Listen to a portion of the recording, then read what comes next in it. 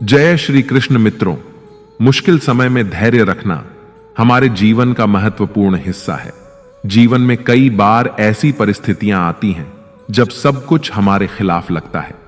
ऐसे समय में धैर्य रखना और अपनी सकारात्मक सोच बनाए रखना बहुत जरूरी है। धैर्य हमें मानसिक स्थिरता और शांति प्रदान करता है। यह हमें कठिनाइयों का सामना करने की शक्ति देता है और हमें यह विश्वास दिलाता है कि हर मुश्किल समय के बाद अच्छा समय जरूर आता है। मित्रों, इस संसार में भगवान की इच्छा के बिना कुछ भी नहीं होता है। इसलिए सर्वप्रथम मैं आपको हृदय से शुभकामनाएं देना चाहता हूं कि आप बहुत ही भाग्यशाली हैं, क्योंकि आपने भगवान श्री कृष्ण की प्रेरणा से ही श्रीमद् भगवद गीता के बहुमूल्य विचारों के इस वीडियो को देखने का मन बनाया। मुझे पूरा विश्वास है कि इस वीडियो को पूरा अंत तक देखने और शांत मन से इसकी बातों को सुनने और समझने के बाद आपके विचारों और जीवन में बहुत ही सकारात्मक बदलाव आने वाले हैं। जो कोई भी श्रीमद् भगवद गीता की शरण में आकर भगवान श्री कृष्ण द्वारा बताई गई बातों को अपने जीवन में अपनाता है, वह अपने सभी दुखों और कष्टों से मुक्त होकर अपने जीवन में सफलता और आनंद को प्राप्त करता है। दोस्तों, आपको जिंदगी में जो कुछ भी चाहिए या आपकी जो भी समस्या है, आप श्रीमद् भगवद गीता के ये 60 अनमोल वचन ठीक से सुनकर समझ लीजिए। आपकी हर इच्छा पूरी होगी, हर मुश्किल आसान होगी और आपका हर दुख दूर होगा। इसलिए आज हम आपके लिए भगवान श्री कृष्ण द्वारा दिए गए 60 अनमोल वचन लेकर आए हैं, ताकि ये आपके वर्तमान और भविष्य के सभी दुखों और कष्टों का निवारण करने में आपकी मदद कर सके। गीता का यह ज्ञान अमृत से भरा है, जो इंसान के मरे हुए मन और जीवन में एक नई जान डाल देता है। मैं गारंटी के साथ यह बात कह सकता हूं कि जो कोई भी इन 60 वचनों को पूरे ध्यान से और वीडियो के अंत तक सुनेगा, उसे अपनी हर समस्या का समाधान मिल जाएगा। उसे वह सब कुछ मिल जाएगा जो वह पाना चाहता है। इसलिए इस वीडियो में एक भी विचार को मिस न करें और इस वीडियो को पूरा अंत तक सुनें। तो चलिए शुरू करते हैं। श्रीमद् भगवद गीता का पहला अनमोल वचन यह है कि जहां आपके लिए प्रेम और इज्जत नहीं है, वहां कभी मत जाओ। महाभारत का युद्ध शुरू होने से पहले श्री कृष्ण हस्तिनापुर गए थे, पांडवों की तरफ से शांति प्रस्ताव लेकर। तब शकुनी ने दुर्योधन से कहा, यह कृष्ण बड़ा मायावी है, अगर यह हमारे पक्ष में आ जाए तो समझ लो पांडव हार ही गए। तो इसकी सेवा करो, इसको अपने घर आने का निमंत्रण भेजो, इसे खुश करो। जब श्री कृष्ण हस्तिनापुर पहुंचे तो दुर्योधन ने उन्हें अपने घर आने का आग्रह किया और श्री कृष्ण से कहा, आप मेरे घर में रहिए, मेरा आतिथ्य स्वीकार कीजिए, मेरे घर में भोजन कीजिए। तो श्री कृष्ण ने दुर्योधन से कहा कि दुर्योधन, इंसान को किसी के घर तभी भोजन करना चाहिए, तभी जाना चाहिए, या तो उससे बहुत प्रेम हो, या तो हमारे जीवन में कोई बहुत बड़ी आपत्ति आ गई हो। ना तो मेरी जिंदगी में कोई आपत्ति आई है और ना ही तुम्हारा मुझसे कोई प्रेम है, तो तुम्हारे घर तो मैं कभी नहीं आऊंगा। तुम मुझे अपने घर बुला रहे हो सिर्फ और सिर्फ अपना मतलब पूरा करने के लिए, और मतलबी लोगों के घर कभी नहीं जाना चाहिए। इससे हमको यह शिक्षा मिलती है कि जिसके दिल में आपके लिए प्रेम नहीं है, सम्मान नहीं है, वहां आपको कभी नहीं रहना चाहिए। आपको सिर्फ उसी जगह रहना चाहिए जहां आपकी कदर हो, आपको इज्जत मिले और जहां आपको प्रेम मिले। श्रीमद् भगवत गीता का दूसरा अनमोल वचन यह है कि जिस रिश्ते में मर्यादाएं टूट जाती हैं, वहां सिर्फ सर्वनाश ही होता है। कोई आपसे बड़ा है या छोटा है, अगर वो रिश्तों में अपनी मर्यादाओं को तोड़ देगा तो वह रिश्ता कभी नहीं टिक सकता। रिश्ता सिर्फ तभी चलता है जब दो लोग एक दूसरे का सम्मान करते हैं, कदर करते हैं और कभी अपनी लिमिट क्रॉस नहीं करते हैं। जिस रिश्ते में कोई लिमिट नहीं है, एक दूसरे की इज्जत नहीं है, वह रिश्ता आज नहीं तो कल खत्म ही हो जाता है। श्रीमद् भगवद गीता का तीसरा अनमोल वचन यह है कि इंसान के दुख का सबसे बड़ा कारण है उसका मोह। मोह से अज्ञान आता है और जीवन में समस्याएं शुरू होने लगती हैं। महाभारत में धृतराष्ट्र को दुर्योधन से इतना मोह था कि वो अपने पुत्र को गलत काम करने से भी रोक नहीं सके। धृतराष्ट्र को पुत्र मोह की वजह से धर्म अधर्म का ज्ञान ही नहीं रहा और अंत में सब कुछ बर्बाद हो गया। महाभारत में श्री कृष्ण ने अर्जुन से कहा था, जब ज्ञान की धारा बहती है तो सबसे पहले मोह को नष्ट करती है। मोह को इसलिए नष्ट करती है क्योंकि मोह अज्ञान है। यूनान का सम्राट सिकंदर पूरी दुनिया को जीत लेना चाहता था। एक दिन एक नागा साधु ने सिकंदर से कहा, तू यह पूरी दुनिया जीत लेगा, उसके बाद क्या करेगा, क्योंकि इसके अलावा दूसरी कोई दुनिया है ही नहीं। इतना कहकर संत जोर जोर से हंसने लगा। संत की बातें सुनकर सिकंदर को निराशा होने लगी। सिकंदर ने संत से पूछा कि आप हंस क्यों रहे हैं? संत ने जवाब दिया कि तू पूरी दुनिया जीत लेगा तब भी तुझे निराशा ही मिलेगी, क्योंकि तू दुनिया को जीतने के मोह में बंधा है, जबकि मेरे पास कुछ भी नहीं है, लेकिन मैं हमेशा खुश रहूंगा क्योंकि मुझे किसी भी चीज का मोह नहीं है। सिकंदर ने अभी दुनिया जीती नहीं थी, लेकिन अब संत की बातें सुनने के बाद दुनिया जीतने के विचार से ही वह निराश हो गया था, क्योंकि दुनिया जीतने के बाद कोई और मोह नहीं बचेगा। मोह की वजह से जीवन में दुख ही आते हैं। मोह घर परिवार से हो सकता है, सफलता का मोह हो सकता है, सुख सुविधा और मान सम्मान का मोह हो सकता है। जहां मोह रहेगा वहां दुख तो आएगा ही। मोह जब सफल होता है तो दुख मिलता है, और जब असफल होता है तब भी दुख ही मिलता है। श्री कृष्ण कहते हैं कि जब कोई मोह त्याग देता है तो उसे मेरी कृपा मिल जाती है। मोह रहित व्यक्ति परम आनंद प्राप्त करता है। इसीलिए मोह का त्याग करना चाहिए और जो हमारे पास है उसी में संतुष्ट रहना चाहिए। ज्यादा पाने का मोह रहेगा तो दुख मिलना तय है। श्रीमद् भगवद गीता का चौथा अनमोल वचन यह है कि जो दूसरों के साथ छल करता है उसका अंत बहुत बुरा होता है। दुर्योधन के मामा शकुनी और दुर्योधन ने पांडवों के साथ जीवन भर छल किया, पथ पथ पर उन्हें धोखा दिया, कभी ईमान से उनके साथ नहीं चले, और उसका परिणाम दुर्योधन को यह मिला कि उनके दल का हर एक बड़ा योद्धा छल के द्वारा ही मारा गया, क्योंकि दुर्योधन ने जैसा कर्म किया था उसको वैसा ही फल मिला। जीवन भर उसने छल किया तो अंत में उसकी खुद की मृत्यु भी एक छल से ही हुई थी। इसीलिए कोई अगर खुद को बहुत ज्यादा चालाक समझता है कि दूसरे को धोखा दे दिया, दूसरे को बेवकूफ बना दिया, तो एक दिन कोई आएगा उसकी जिंदगी में भी वो उसको ही धोखा देगा, क्योंकि कर्म सबके कारनामे याद रखता है। जो जैसा कर्म करता है उसको वैसा ही फल जरूर मिलता है। श्रीमद् भगवद गीता का 5वां अनमोल वचन यह है कि लोगों में अपना सहारा ढूंढना छोड़ दो।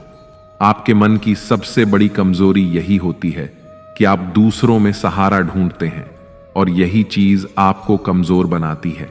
यही चीज आपका खुद पर विश्वास खत्म कर देती है।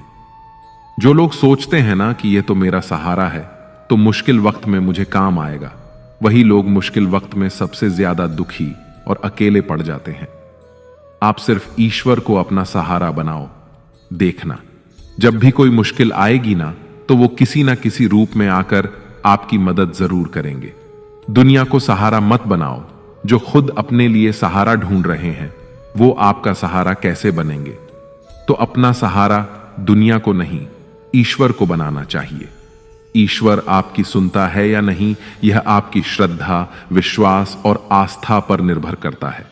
श्रीमद् भगवद गीता का 6ठा अनमोल वचन यह है कि अपने मन को शांत रखना सीखो, क्योंकि अशांत मन जीवन में सिवाय दुख के आपको और कुछ नहीं देने वाला, और एक शांत मन आपको जीवन में प्रेम और आनंद ही देगा। दुख और सुख सिर्फ शांत और अशांत मन के परिणाम है। अशांत मन दुख को ही जन्म देता है और शांत मन परम आनंद को जन्म देता है। मन में शंकाओं को कभी जन्म ना दो। ये शंकाएं मन में गलत फहमियों के पहाड़ बना देती हैं, जिससे जीवन का सुख चैन छिन जाता है। तभी श्री कृष्ण कहते हैं कि मनुष्य को अपने मन को वश में रखना चाहिए। जो कोई अपने मन को वश में कर लेता है उसका मन उसका मित्र बन जाता है, और जो कोई अपने मन को वश में नहीं रख पाता उसका मन उसका सबसे बड़ा शत्रु बन जाता है। श्रीमद् भगवद गीता का 7वां अनमोल वचन यह है कि जिंदगी में कभी भी खुद को किसी का जरूरतमंद या मोहताज मत बनाओ, क्योंकि जब तक आप किसी के जरूरतमंद नहीं होते तब तक आपको कोई दुख नहीं पहुंचा सकता, कोई आपका फायदा नहीं उठा सकता। जिस इंसान के आप जरूरतमंद हो जाओगे वह आपका लाभ उठाना शुरू कर देता है। जिस दिन आपने अपने जीवन को किसी का जरूरतमंद बना दिया उसी दिन से आपको उसकी गुलामी करनी पड़ती है। औरों की तो छोड़ो, जो लोग अपने नौकरों के काम वाली बाइयों के जरूरतमंद हो जाते हैं तो वे उनका सब कुछ सहना शुरू कर देते हैं, क्योंकि उन्हें पता होता है कि आपका काम उनके बिना चल ही नहीं पाएगा और आप खुद से उतना काम कर नहीं पाएंगे, और दूसरा कोई आपको मिल नहीं रहा तो वे आपको परेशान करना शुरू कर देते हैं। लेकिन जब उन्हें यह समझ आता है कि आप अपना काम खुद कर सकते हैं या आपको दूसरे 1000 ऑप्शन मिल सकते हैं तो वे चुपचाप अपना काम करेंगे।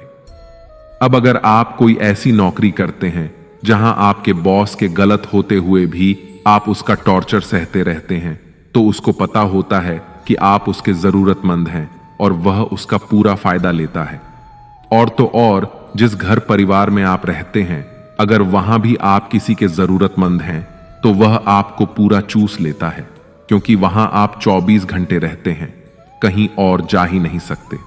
आपके सर पर चढ़ के नाचेगा वह इंसान और आपको पूरी तरह से अपने कंट्रोल में रखेगा। लोगों को बहुत मजा आता है अपने से कमजोर इंसान को अपने कंट्रोल में रखने में। आप चाहे हजारों के लिए अच्छा करो, चाहे हर वो काम करो जिससे उन्हें खुशी मिले, पर ऐसे लोग आपकी गर्दन को दबा के रखते हैं। आप में अगर कुछ प्रतिभा है तो आपके पंख ही काट दिए जाएंगे। हर वो कोशिश की जाएगी आपके साथ जिससे आप जिंदगी में कभी आगे ही ना बढ़ पाओ। किसी का मोहताज होना मर जाने से भी बदतर होता है। आपने कभी गौर किया कि आपकी जिंदगी वही लोग खराब करते हैं जिनके आप जरूरतमंद हो जाते हैं। आपका सारा दुख वहीं से आता है जिसके आप जरूरतमंद होते हैं। जरूरतमंदी सिर्फ शरीर या काम की नहीं होती, सबसे बड़ी जरूरतमंदी तो मन की होती है कि जिंदगी में कोई हमें चाहिए, हमें संभालने के लिए, नहीं तो हम खुश नहीं रह पाएंगे। अकेलापन लोगों से झेला नहीं जाता है। फिर कई बार आप ऐसे लोगों से जुड़ जाते हैं जो आपकी इस मन की जरूरतमंदी का पूरा फायदा उठाते हैं। आप उनसे रिश्ता इसीलिए जोड़ते हैं ताकि आपकी जिंदगी में थोड़ी खुशी आए, और वे लोग आपको खून के आंसू रुलाते हैं, आपकी पूरी जिंदगी नर्क बना देते हैं। याद रखना एक बात, मां बाप के अलावा ऐसा दुनिया में आज तक कोई पैदा नहीं हुआ है कि आप जिसके जरूरतमंद बने और वह आपका फायदा ना उठाए। इसीलिए जिंदगी में कभी भी खुद को किसी का जरूरतमंद या मोहताज मत बनाना। श्रीमद् भगवद गीता का 8वां अनमोल वचन यह है कि अपनी खुशी और अपना दुख हर किसी के आगे जाहिर नहीं करना चाहिए, क्योंकि लोग आपकी खुशी पर नजर लगा देते हैं और आपके दुख में आपकी हंसी उड़ाने लगते हैं। आपकी खुशी से कोई खुश नहीं होता, लोगों को जलन होती है। इसीलिए कहा जाता है कि हर वक्त आंसू आंख में लाया ना करो, हर जख्म सबको दिखाया ना करो। यहां लोग हाथ में नमक लिए फिरते हैं, इसीलिए अपना हर दर्द सबको दिखाया ना करो। लोग तो बैठे ही हैं दुखी इंसान को और दुखी करने के लिए, और जो खुश है उसको तकलीफ पहुंचाने के लिए। अपने मन की हालत अपने तक ही रखो, सिर्फ उसे बताओ जो उसे समझने की समझ रखता हो। दोस्तों, इससे पहले कि हम 9वें वचन पर जाएं, आपसे विनती है कि अगर आपको इस वीडियो से कुछ भी सीखने को मिल रहा है तो इस वीडियो को लाइक कर दीजिए, और अगर आप इस चैनल पर पहली बार आए हैं तो चैनल को सब्सक्राइब कर लीजिए। तो चलिए आगे बढ़ते हैं। श्रीमद् भगवद गीता का 9वां अनमोल वचन यह है कि जीवन में जो कुछ भी होता है वह अंततः अच्छे के लिए होता है, चाहे वह वर्तमान हो, भविष्य हो या अतीत हो। हालांकि यह शिक्षा सुनने में सरल लगती है, लेकिन इसे समझना और स्वीकार करना बहुत कठिन होता है, खासकर जब जीवन में किसी प्रकार का दुख, कष्ट या अन्याय हमारे सामने आ खड़ा होता है। उस समय हमें पूरी दुनिया ही गलत और मतलबी लगने लगती है और यह विश्वास करना कठिन हो जाता है कि जो हो रहा है वह हमारे भले के लिए हो रहा है। जब जीवन में किसी अपने से हमें चोट पहुंचती है या हमारे साथ कुछ अनुचित होता है तो हमें लगता है कि हमारी दुनिया टूट गई है, परंतु सच यह है कि यही कष्ट हमें और भी अधिक मजबूत और लायक बनाते हैं। ये कठिनाइयां हमें जीवन के सत्य से रूबरू कराती हैं और हमें यह दिखाती हैं कि कौन हमारा सच्चा मित्र है और कौन नहीं। यह स्थिति उस बच्चे की तरह होती है जिसे उसकी मां कड़वी दवाई पिलाती है। बच्चे को वह दवाई बिल्कुल पसंद नहीं आती, लेकिन वह दवा ही उसकी बीमारी को खत्म करती है। ठीक वैसे ही जीवन के कठिन अनुभव हमें विकसित करते हैं, भले ही उस वक्त वह अनुभव कड़वा क्यों न लगे।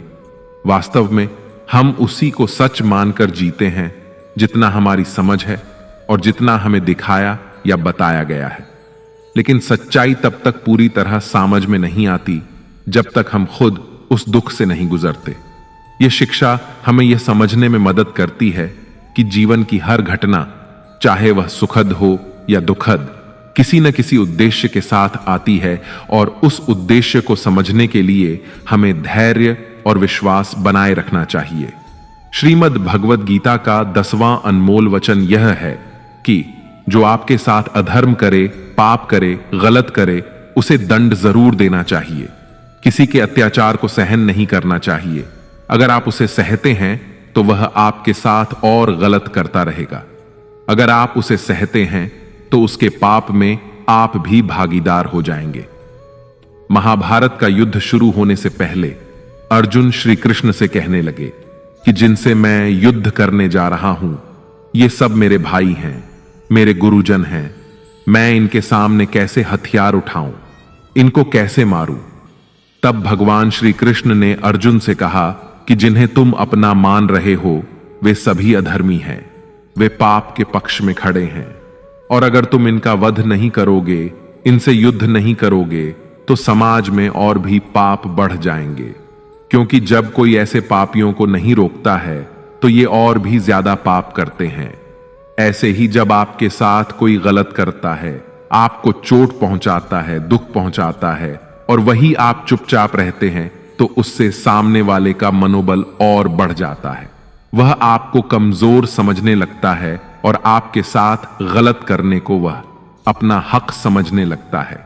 लेकिन जब आप उसके गलत व्यवहार को, उसके अधर्म को रोक लेते हैं, उसका विरोध करते हैं, तब वह अपनी सीमा में रहना सीख जाता है। और ये कलयुग है। अगर इस जमाने में आपको खुश रहना है तो आपको अपनी रक्षा खुद ही करनी होगी। कोई आपके साथ गलत करे तो उसको कभी नहीं सहना चाहिए, बल्कि उसका सामना करना चाहिए। श्रीमद् भगवद गीता का 11वां अनमोल वचन यह है कि मनुष्य के जीवन में 3 मुख्य अवस्थाएं होती हैं: बचपन, जवानी और बुढ़ापा। इसके बाद शरीर समाप्त हो जाता है, लेकिन आत्मा अमर रहती है और पुनः जन्म लेती है। जब तक मनुष्य अपने मन की इच्छाओं और वासनाओं से मुक्त नहीं हो जाता, तब तक आत्मा को मोक्ष नहीं मिलता और उसका पुनर्जन्म होता रहता है। जीवन में इच्छाएं और वासना जितनी अधिक होंगी, खुशियां उतनी ही कम होती जाएंगी। यदि आप जीवन में खुश नहीं हैं, तो इसका कारण आपकी मन में भरी इच्छाएं और वासनाएं हैं। इंसान तभी सच्ची खुशी पा सकता है जब वह अपनी इच्छाओं को नियंत्रित करना सीख लेता है। इसे एक सरल गणितीय उदाहरण से समझा जा सकता है। मान लीजिए कि आपके जीवन में 100 खुशियां हैं और 10 इच्छाएं हैं, तो आपकी खुशी 90% रह जाती है। अगर आपकी 50 इच्छाएं हैं तो आपकी खुशियां आधी हो जाती हैं, और अगर आपकी 100 इच्छाएं हैं तो आपकी खुशी 0 हो जाती है। जब इच्छाओं की संख्या 100 से भी अधिक हो जाती है तो आपकी खुशी नकारात्मक हो जाती है, यानी आपकी खुशियां दुख में बदलने लगती हैं। इस शिक्षा का सार यही है कि जितनी आप अपनी इच्छाओं को कम करेंगे, उतनी ही आपकी खुशियां बढ़ेंगी, और अगर आप अपनी इच्छाओं को बढ़ाते रहेंगे तो दुख अपने आप आपके जीवन में प्रवेश कर जाएगा। इसलिए खुश रहना है तो इच्छाओं को कम करना सीखिए और अपने मन को नियंत्रित करके सच्ची संतोष प्राप्त कीजिए। श्रीमद् भगवद गीता का 12वां अनमोल वचन यह है कि जिंदगी में धोखा अपने ही देते हैं, क्योंकि उनको आपकी कमजोरियों का पता होता है। बाहर वाला आपको धोखा नहीं दे सकता, क्योंकि उसको आपके बारे में पता ही नहीं है कि आपको चोट कहां पहुंचानी है। लेकिन जो आपका अपना है, आपका खास है, उसे बहुत गहराइयों से पता होता है कि आपकी कमजोरी क्या है। ऐसा क्या करें जिससे इसको दर्द पहुंचाया जा सके, जिससे इसको हम नीचा दिखा सकते हैं, इसको चोट पहुंचा सकते हैं। यह कलयुग है, इसमें बाहर वालों से नहीं, जो हमारे अपने हैं ना, उनसे ही सावधान रहना होता है। महाभारत का युद्ध 2 अलग अलग राज्यों में नहीं हुआ था, बल्कि एक ही परिवार के भाइयों में हुआ था। सभी आपस में एक ही वंश के लोग थे। कितनी बार दुर्योधन ने जहर देकर भीम को मारना चाहा। ना जाने कितनी बार दुर्योधन ने पांडवों को जान से मारने की कोशिश की। वह उनका कोई पराया नहीं था, बल्कि उनका भाई ही था। सारी लड़ाइयां घर के अंदर ही होती हैं, बाहर कौन लड़ेगा हमसे। घर में ही सारे झगड़े होते हैं। तो आपको चोट सिर्फ वही लोग पहुंचा सकते हैं जो आपके अपने हैं। आपको धोखा सिर्फ वही लोग दे सकते हैं जो आपके अपने हैं।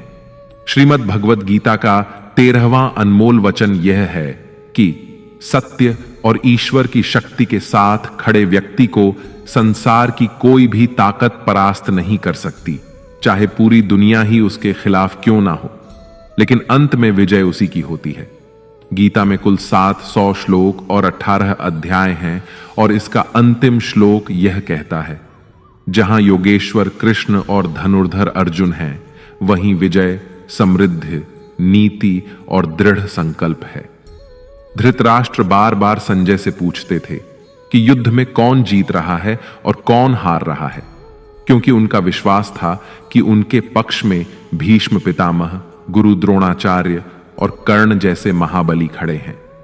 उन्हें लगता था कि ऐसी शक्ति के साथ उनकी हार संभव नहीं है। लेकिन संजय ने उन्हें बताया कि जहां ईश्वर यानी श्री कृष्ण खड़े होते हैं, वहां शक्ति का अर्थ नहीं होता। सत्य और धर्म की जीत निश्चित होती है, चाहे किसी के पास कितनी भी शक्ति क्यों ना हो। यदि ईश्वर और सत्य किसी के साथ खड़े हैं, तो उसे पराजित करना असंभव है। श्रीमद् भगवद गीता का 14वां अनमोल वचन यह है कि कभी मत सोचिए कि आत्मा के लिए कुछ भी असंभव है। ऐसा सोचना सबसे बड़ा अधर्म है। यह कहना कि तुम निर्बल हो, यह स्वयं के प्रति सबसे बड़ा पाप है। हम वो है जो हमारी सोच ने हमें बनाया है, इसलिए इस बात का ध्यान रखिए कि आप क्या सोचते हैं। भय और अधूरी इच्छाएं समस्त दुखों का मूल है। पुराने समय की बात है, एक राजा था। एक दिन उसके गुप्तचरों ने सूचना दी कि पड़ोसी राज्य हम पर हमला करने वाला है। गुप्तचरों ने बताया कि खबर एकदम पक्की है। सिर्फ 3 दिनों के भीतर पड़ोसी राज्य अपनी विशाल सेना के साथ हम पर हमला कर देगा, और उनकी सेना इतनी बड़ी है कि उनका सामना करना बहुत मुश्किल है। राजा बेहद चिंतित हो गया, परेशान हो गया। राजा ने तुरंत सभा बुलाई और सभी लोगों से सलाह मांगी कि अब हम लोगों का मरना तय है। अगर किसी व्यक्ति के पास कोई सुझाव या युक्ति है तो वह बता सकते हैं। राजा के एक चतुर मंत्री ने कहा, अब जब जान पर बात आ गई है तो इसका एकमात्र उपाय है कि हमें आज ही, अभी इसी वक्त ही पड़ोसी राज्य पर हमला कर देना चाहिए। राजा बोला, मंत्री जी, हमारी सेना बहुत छोटी है, हम उनका मुकाबला कैसे कर पाएंगे? मंत्री बोला, पड़ोसी राज्य अभी युद्ध के लिए तैयार नहीं है। अभी उस राज्य पर हमला कर दे तो वो संभाल नहीं पाएंगे और हमारे जीतने की कुछ तो संभावना बनेगी। वैसे भी हम पर हमला होने वाला है और इतनी विशाल सेना है कि हम यूं ही मारे जाएंगे। जब 3 दिन बाद मरना ही है तो क्यों ना, कुछ ना करने से बेहतर है, हम यह कर सकते हैं। राजा को यह बात सही लगी। उसने तुरंत अपनी सेना को तैयार होने का आदेश दिया और उस राज्य के नागरिक भी सेना के साथ जुड़कर युद्ध में चले गए। पड़ोसी राज्य जो था वहां तक पहुंचने से पहले एक पुल पार करना होता था। जैसे ही वह सेना पुल पार करके उस राज्य में घुस गई तो राजा ने कहा, हम अपने पड़ोसी राज्य में घुस चुके हैं, ये जो पुल है इस पुल को जला दो। और पुल जलाने के बाद सेना को बोला, हमारे पास में अब और कोई विकल्प नहीं है सिवाय लड़ने के। अब हम या तो लड़कर जीत जाएं या फिर हम यहीं मारे जाएं। हमारे पास भागने का कोई रास्ता नहीं है। सभी सैनिक अपनी पूरी क्षमता के साथ लड़े और पड़ोसी राज्य की बड़ी सेना को उन्होंने हरा दिया, इस विचार के साथ कि हमारे पास अब कोई और विकल्प नहीं है।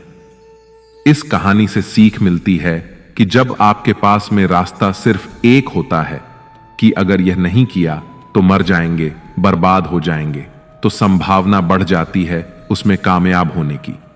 इसीलिए ऐसा कभी मत सोचिए कि आत्मा के लिए कुछ भी असंभव है। अगर हम जी जान लगाकर दृढ़ निश्चय के साथ किसी कार्य को करते हैं तो हमें सफलता अवश्य मिलती है। श्रीमद् भगवत गीता का 15वां अनमोल वचन यह है कि भगवान श्री कृष्ण अर्जुन से कहते हैं कि हर मनुष्य 3 गुणों रजोगुण, तमोगुण और सत्वगुण से बना है। इसीलिए ऐसा कोई व्यक्ति नहीं है जिसमें केवल अच्छाई या केवल बुराई हो।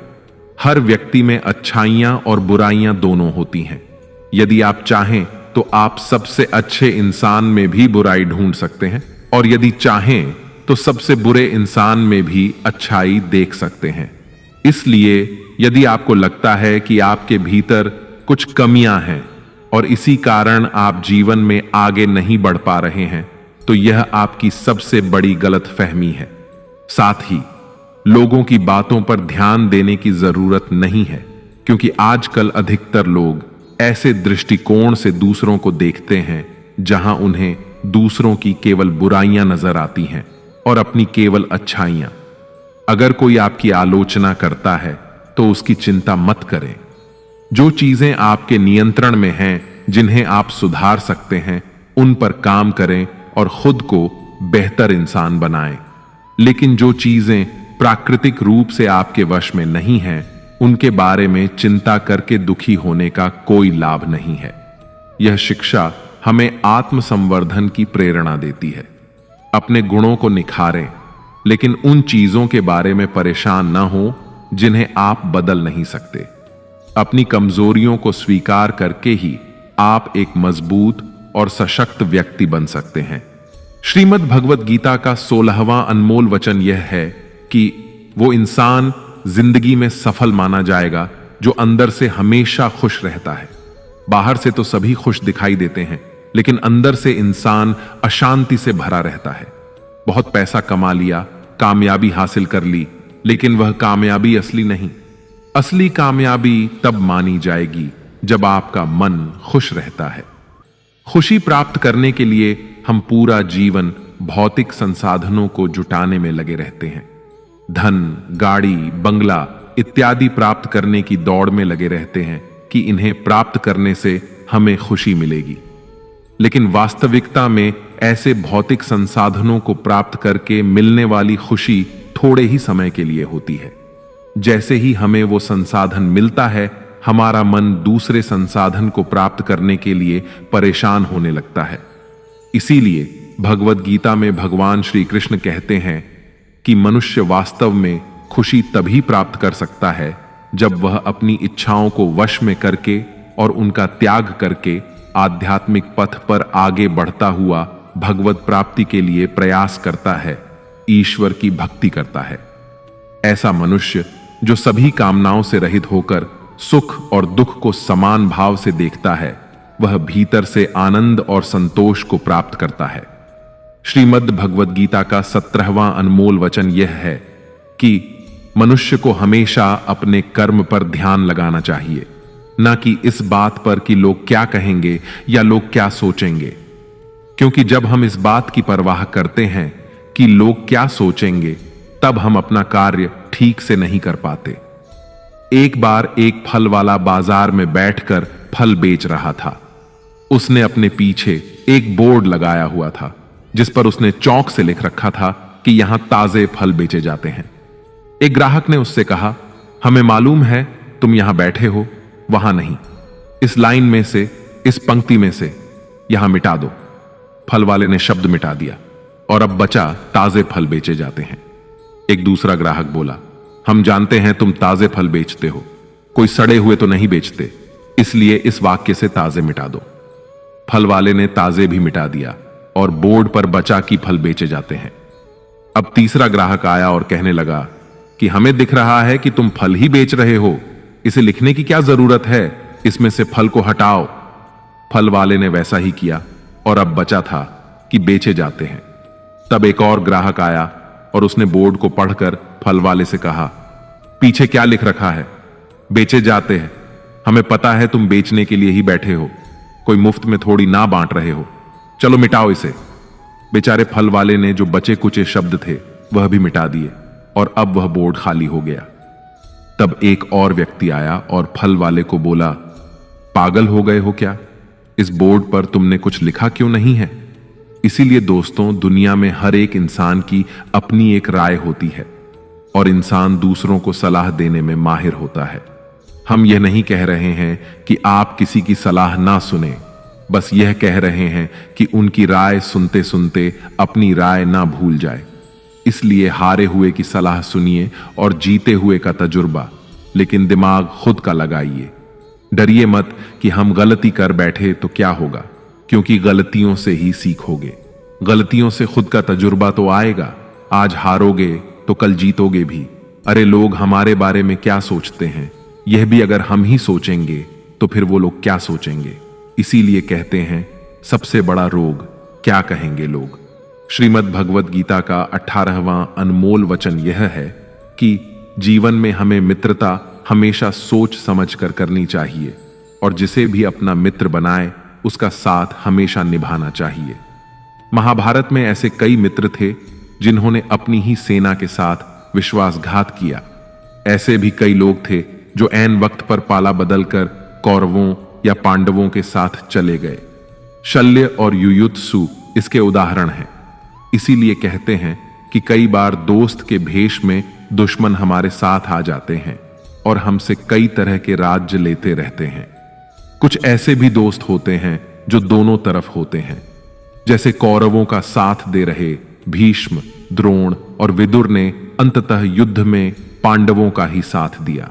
ईमानदार और बिना शर्त समर्थन देने वाले दोस्त भी आपका जीवन बदल सकते हैं। पांडवों के पास भगवान श्री कृष्ण थे तो कौरवों के पास महान योद्धा कर्ण थे। इन दोनों ने ही दोनों पक्षों को बिना शर्त अपना पूरा साथ और सहयोग दिया था। यदि कर्ण को छल से नहीं मारा जाता तो कौरवों की जीत तय थी। पांडवों ने हमेशा श्री कृष्ण की बातों को ध्यान से सुना और उस पर अमल भी किया, लेकिन दुर्योधन ने कर्ण को सिर्फ एक योद्धा समझकर उसका पांडवों की सेना के खिलाफ इस्तेमाल किया। यदि दुर्योधन कर्ण की बात मानकर कर्ण को घटोत्कच को मारने के लिए दबाव नहीं डालता तो इंद्र द्वारा दिया गया जो अमोघ अस्त्र कर्ण के पास था उससे अर्जुन मारा जाता और संभवतः परिणाम कुछ और हो सकता था। इसलिए मित्रता करने के साथ साथ मित्रता निभाने में भी ईमानदारी का परिचय देना चाहिए। श्रीमद् भगवद गीता का 19वां अनमोल वचन यह है कि कभी भी किसी भी चीज की अति नहीं करनी चाहिए। कोई भी चीज हद से ज्यादा नहीं करनी चाहिए। किसी से प्रेम भी हद से ज्यादा मत करना और किसी से नफरत भी हद से ज्यादा नहीं करना। हद से ज्यादा मीठा भी खराब हो जाता है तो हद से ज्यादा कड़वा भी खराब हो जाता है। हद से ज्यादा खाना भी आपको बीमार कर देगा तो हद से ज्यादा भूखा रहना भी आपको नुकसान ही पहुंचाएगा। हद से ज्यादा आराम भी आपको बीमार कर सकता है और हद से ज्यादा जागना भी आपको बहुत ज्यादा नुकसान पहुंचाएगा।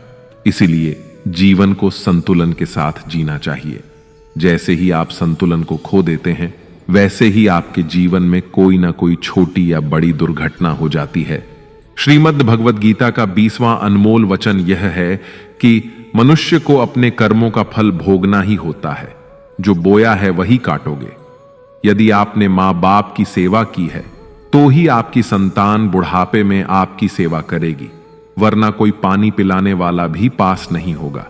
इसलिए बुरे कर्मों का त्याग ही सर्वोत्तम है। एक गरीब आदमी मछली पकड़ रहा था। मछली पकड़ते पकड़ते उसने एक ताजी ताजी मछली पकड़ी। पास में ही एक सेठ भी मछली पकड़ रहा था, लेकिन मछली पकड़ने का अनुभव न होने के कारण काफी देर से उसके हाथ एक भी मछली नहीं लगी। सेठ ने जब देखा कि उस गरीब आदमी ने ताजी ताजी मछली पकड़ी है, तो उसके मन में मछली को देखकर लालच आ गया और उसने गरीब आदमी के हाथ से मछली छीन ली। गरीब आदमी ने सेठ से कहा, यह मछली मैंने पकड़ी है, आप इसे क्यों छीन रहे हैं? सेठ ने अपनी ताकत दिखाते हुए उस गरीब आदमी से कहा, चल जा, दूसरी पकड़ लेना, यह मछली तो अब मेरी है। ऐसा कहकर सेठ वहां से चलने लगा। अब भी मछली जिंदा थी और तड़प रही थी। मछली ने सेठ के अंगूठे में काट लिया, जिससे वह सेठ के हाथ से छिटक गई और फिर से पानी में जा गिरी। सेठ के अंगूठे में गहरा घाव हो गया और तेजी से खून बहने लगा। सेठ दौड़ा दौड़ा डॉक्टर के पास गया। डॉक्टर ने अंगूठे पर पट्टी कर दी और बोला, 3 दिन बाद आकर दिखाना। 3 दिन के बाद सेठ दोबारा डॉक्टर के पास पहुंचा और अपना घाव दिखाया। घाव ठीक होने की बजाय और गहरा हो गया। डॉक्टर ने बोला, अब इस अंगूठे को काटना पड़ेगा, अगर नहीं काटा तो हाथ खराब हो जाएगा। मरता क्या ना करता। सेठ ने अपना अंगूठा कटवा लिया। डॉक्टर ने फिर से पट्टी बांधी और 3 दिन बाद आने के लिए कहा। सेठ 3 दिन बाद फिर गया। पट्टी को खोला गया, घाव सड़ने लगा था, जिसे देखकर डॉक्टर ने बोला, आपका घाव सड़ रहा है, हाथ कलाई तक काटना पड़ेगा, नहीं तो पूरा हाथ जाएगा। सेठ बोला, काट दो और कोई रास्ता नहीं है। सेठ की कलाई काट कर पट्टी बांध दी गई और उसे 4 दिन बाद फिर से आने के लिए कहा। सेठ 4 दिन बाद पहुंचा। डॉक्टर ने पट्टी खोलकर देखा तो घाव वैसे का वैसा था। डॉक्टर ने कहा, हाथ कोहनी तक काटना पड़ेगा, नहीं तो पूरा बाजू जाएगा। सेठ ने वो भी कटवा लिया। सेठ को पट्टी बांध दी गई और 4 दिन बाद फिर से आने को कहा। 4 दिन बाद डॉक्टर ने घाव को देखकर कहा, अब तो बाजू काटना पड़ेगा, नहीं तो पूरा शरीर सड़ जाएगा। अब सेठ का पूरा बाजू कट चुका था। तभी सेठ के एक मित्र ने उससे पूछा कि तुझसे कहीं कोई गलती तो नहीं हुई? आखिर ये क्या हो रहा है? तू जाने अनजाने कोई गलती तो नहीं कर बैठा जिसके कारण तेरे साथ ये सब हो रहा है? सेठ बोला, हां, एक गलती तो हुई है। मैंने किसी की मछली पर हाथ मारा था। मेहनत उसकी थी, मगर खाना मैं चाहता था। मित्र ने जैसे ही सुना, उसने सेठ से कहा, जरूर ये उस मछली वाले आदमी की वजह से ही हो रहा है। तू जल्दी से जा और उसे ढूंढ, उसके सामने नाक रगड़ और माफी मांग। सेठ दौड़ा और उस गरीब आदमी को ढूंढा। उसके पैरों में गिर गया और उससे पूछा, ये तूने क्या किया? क्या तुझे कोई तंत्र मंत्र की विद्या आती है? तूने क्या किया मेरे साथ? कोई श्राप दिया? कोई बद्दुआ दी? तूने क्या कहा? गरीब आदमी हाथ जोड़कर बोला, मैंने तो कुछ नहीं किया सेठ, बस ऊपर देखा और कहा, हे भगवान, इसने मुझे अपनी ताकत दिखाई है, तू इसे अपनी ताकत दिखा दे। मित्रों, हमेशा याद रखिए, बुरे कर्मों का फल भी बुरा ही होता है। कर्मों का फल हमें वैसे ही ढूंढ लेता है जैसे कोई बछड़ा खो जाने पर सैकड़ों गायों में अपनी मां को ढूंढ लेता है। कर्म फल से कोई नहीं बच सकता। श्रीमद् भगवद गीता का 21वां अनमोल वचन यह है कि हम इस दुनिया में खाली हाथ आए थे और खाली हाथ ही जाएंगे। जो कुछ भी आज आपका है, कल किसी और का होगा। इसलिए जो भी कर्म करे उसे भगवान को अर्पित करें। जीवन में सबसे बड़ा उपहार स्वास्थ्य है, सबसे बड़ा धन संतोष है और सबसे सच्चा संबंध वफादारी से बनता है। यदि आप छल करेंगे तो एक दिन वह छल आपके पास लौट कर आएगा, आज नहीं तो कल। जीवन सच्चाई से जिएं, हर पल सुकून मिलेगा। उपवास केवल अन्न का नहीं होना चाहिए, बल्कि लोभ, लालच, घृणा, चुगली, क्रोध और गंदे विचारों से भी उपवास रखना चाहिए। यदि मन का संकल्प और शरीर का पराक्रम पूरी तरह किसी काम में लगाया जाए तो सफलता निश्चित होती है।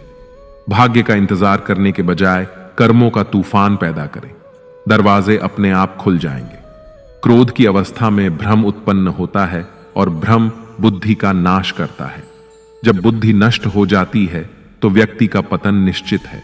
जैसे पानी अपनी मर्यादा छोड़कर विनाशकारी बन जाता है, वैसे ही जब वाणी मर्यादा तोड़ती है तो सर्वनाश होता है। किसी को धोखा देना एक प्रकार का कर्ज है जो किसी न किसी दिन आपको किसी और के हाथों लौटाया जाएगा। कलयुग में हमेशा सतर्कता और तैयारी के साथ रहना चाहिए, क्योंकि न मौसम पर भरोसा है न इंसानों पर, वे कभी भी बदल सकते हैं। श्रीमद् भगवद गीता का 22वां अनमोल वचन यह है कि हमारे रिश्तेदार ही हमसे सबसे ज्यादा जलते हैं। हमारी सफलता से सबसे ज्यादा दिक्कत हमारे रिश्तेदारों को ही होती है। बाहर वालों को कोई फर्क नहीं पड़ता कि आपकी जिंदगी में क्या हो रहा है, और जो आपके रिश्तेदार होते हैं उनकी पूरी नजर रहती है आपकी जिंदगी पर। बाहर से तो वे यही कहेंगे कि आगे बढ़ो, सफल हो जाओ, खुश रहो जिंदगी में, और जब उन्हें आप अपनी सफलता के बारे में बताएंगे, अपनी किसी कामयाबी की खबर उनको सुनाएंगे, तो उसे सुनकर उन्हें बिल्कुल भी खुशी नहीं होती। कई बार सारी दुनिया आपको पसंद करती है, आपके काम की तारीफ करती है, लेकिन आपकी कदर आपके घर में ही नहीं होती। पांडवों के हर सुख से दुर्योधन जलता था। जब भी पांडव किसी काम में सफल होते थे उसे बिल्कुल भी बर्दाश्त नहीं होता था।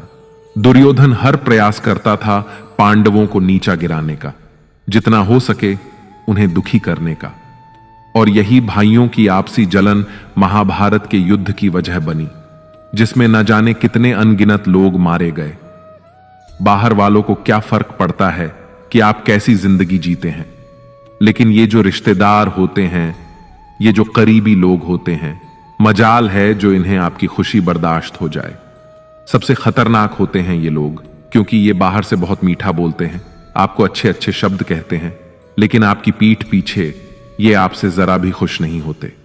तो इसीलिए किसी को भी अपना समझने से पहले आप यह जरूर जांच परख लें कि वो सच में आपका अपना है या सिर्फ अपनेपन का दिखावा कर रहा है।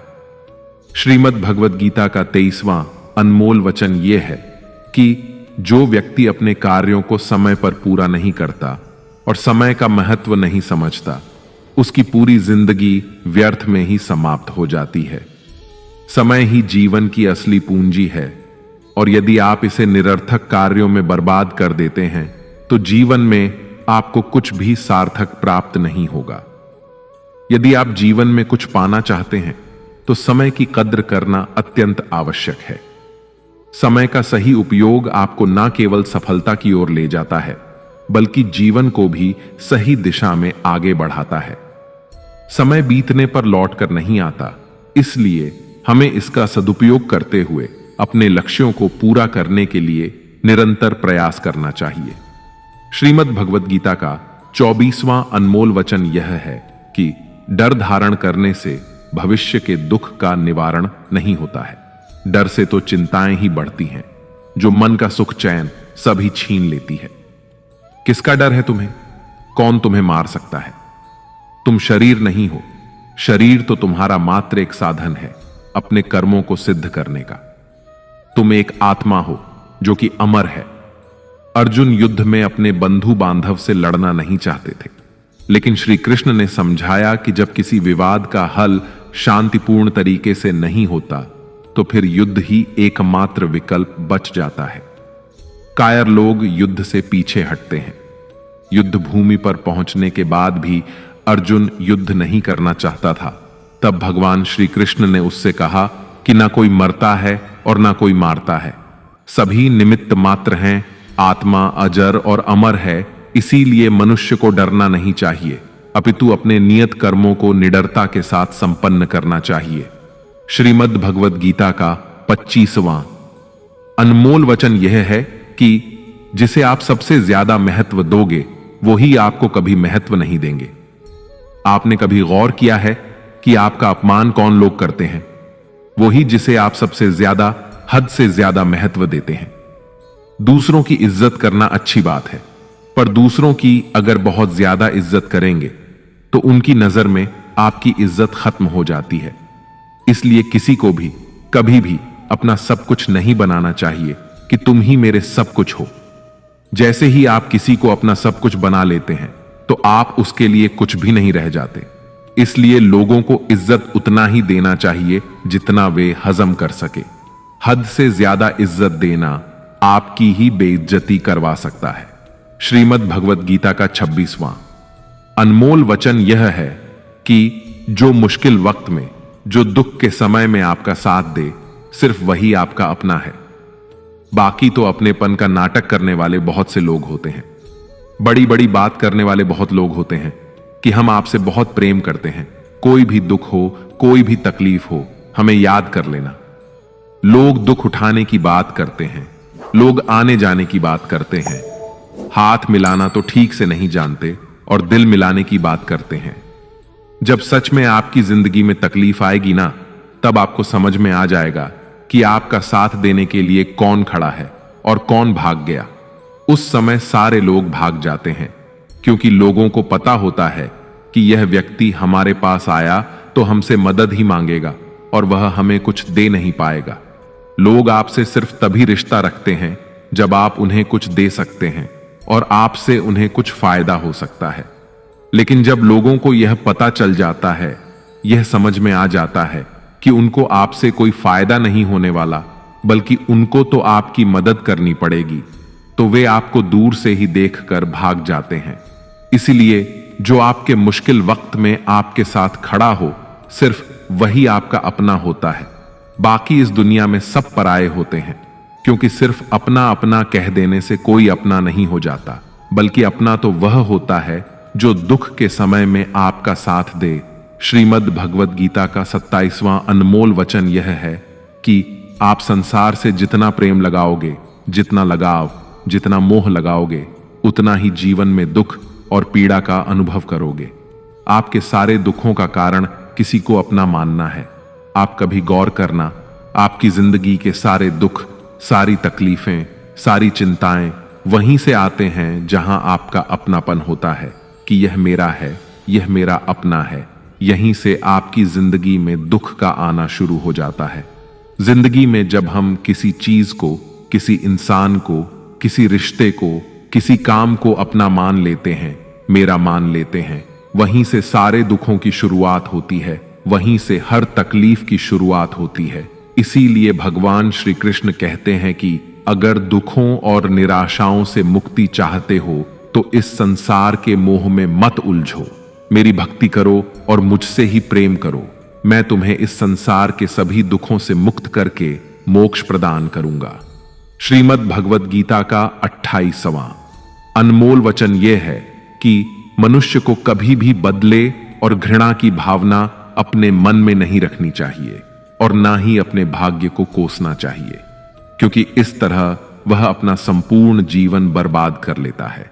एक बार दानवीर कर्ण ने भगवान श्री कृष्ण से अपनी व्यथा सुनाई और कहा, हे कृष्ण, जब मैं पैदा हुआ तब मेरी मां ने मुझे त्याग दिया, इसमें मेरा क्या अपराध था?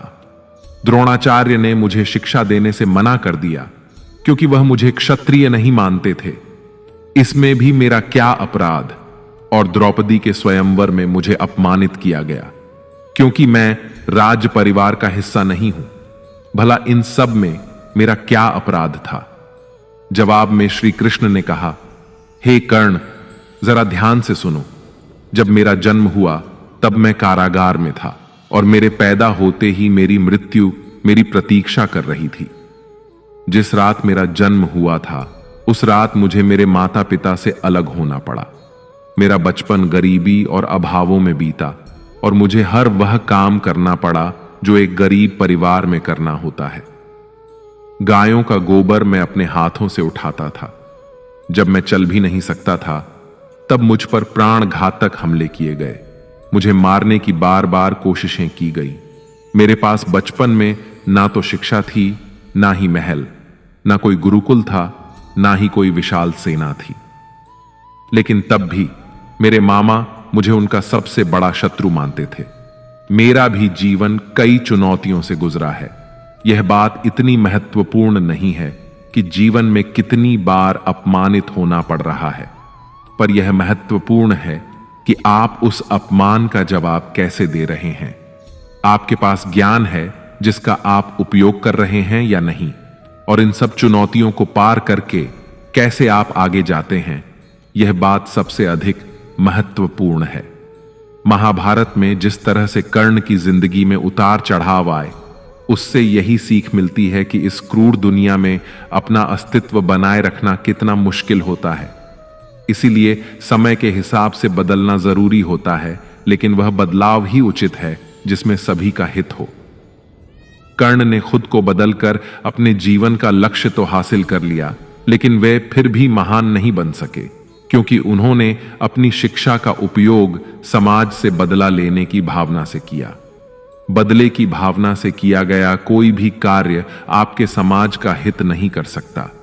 समाज ने एक महान योद्धा कर्ण को तिरस्कृत किया था, जो समाज को बहुत कुछ दे सकता था, लेकिन समाज ने उसकी कदर नहीं की, क्योंकि उसमें समाज को मिटाने की भावना थी।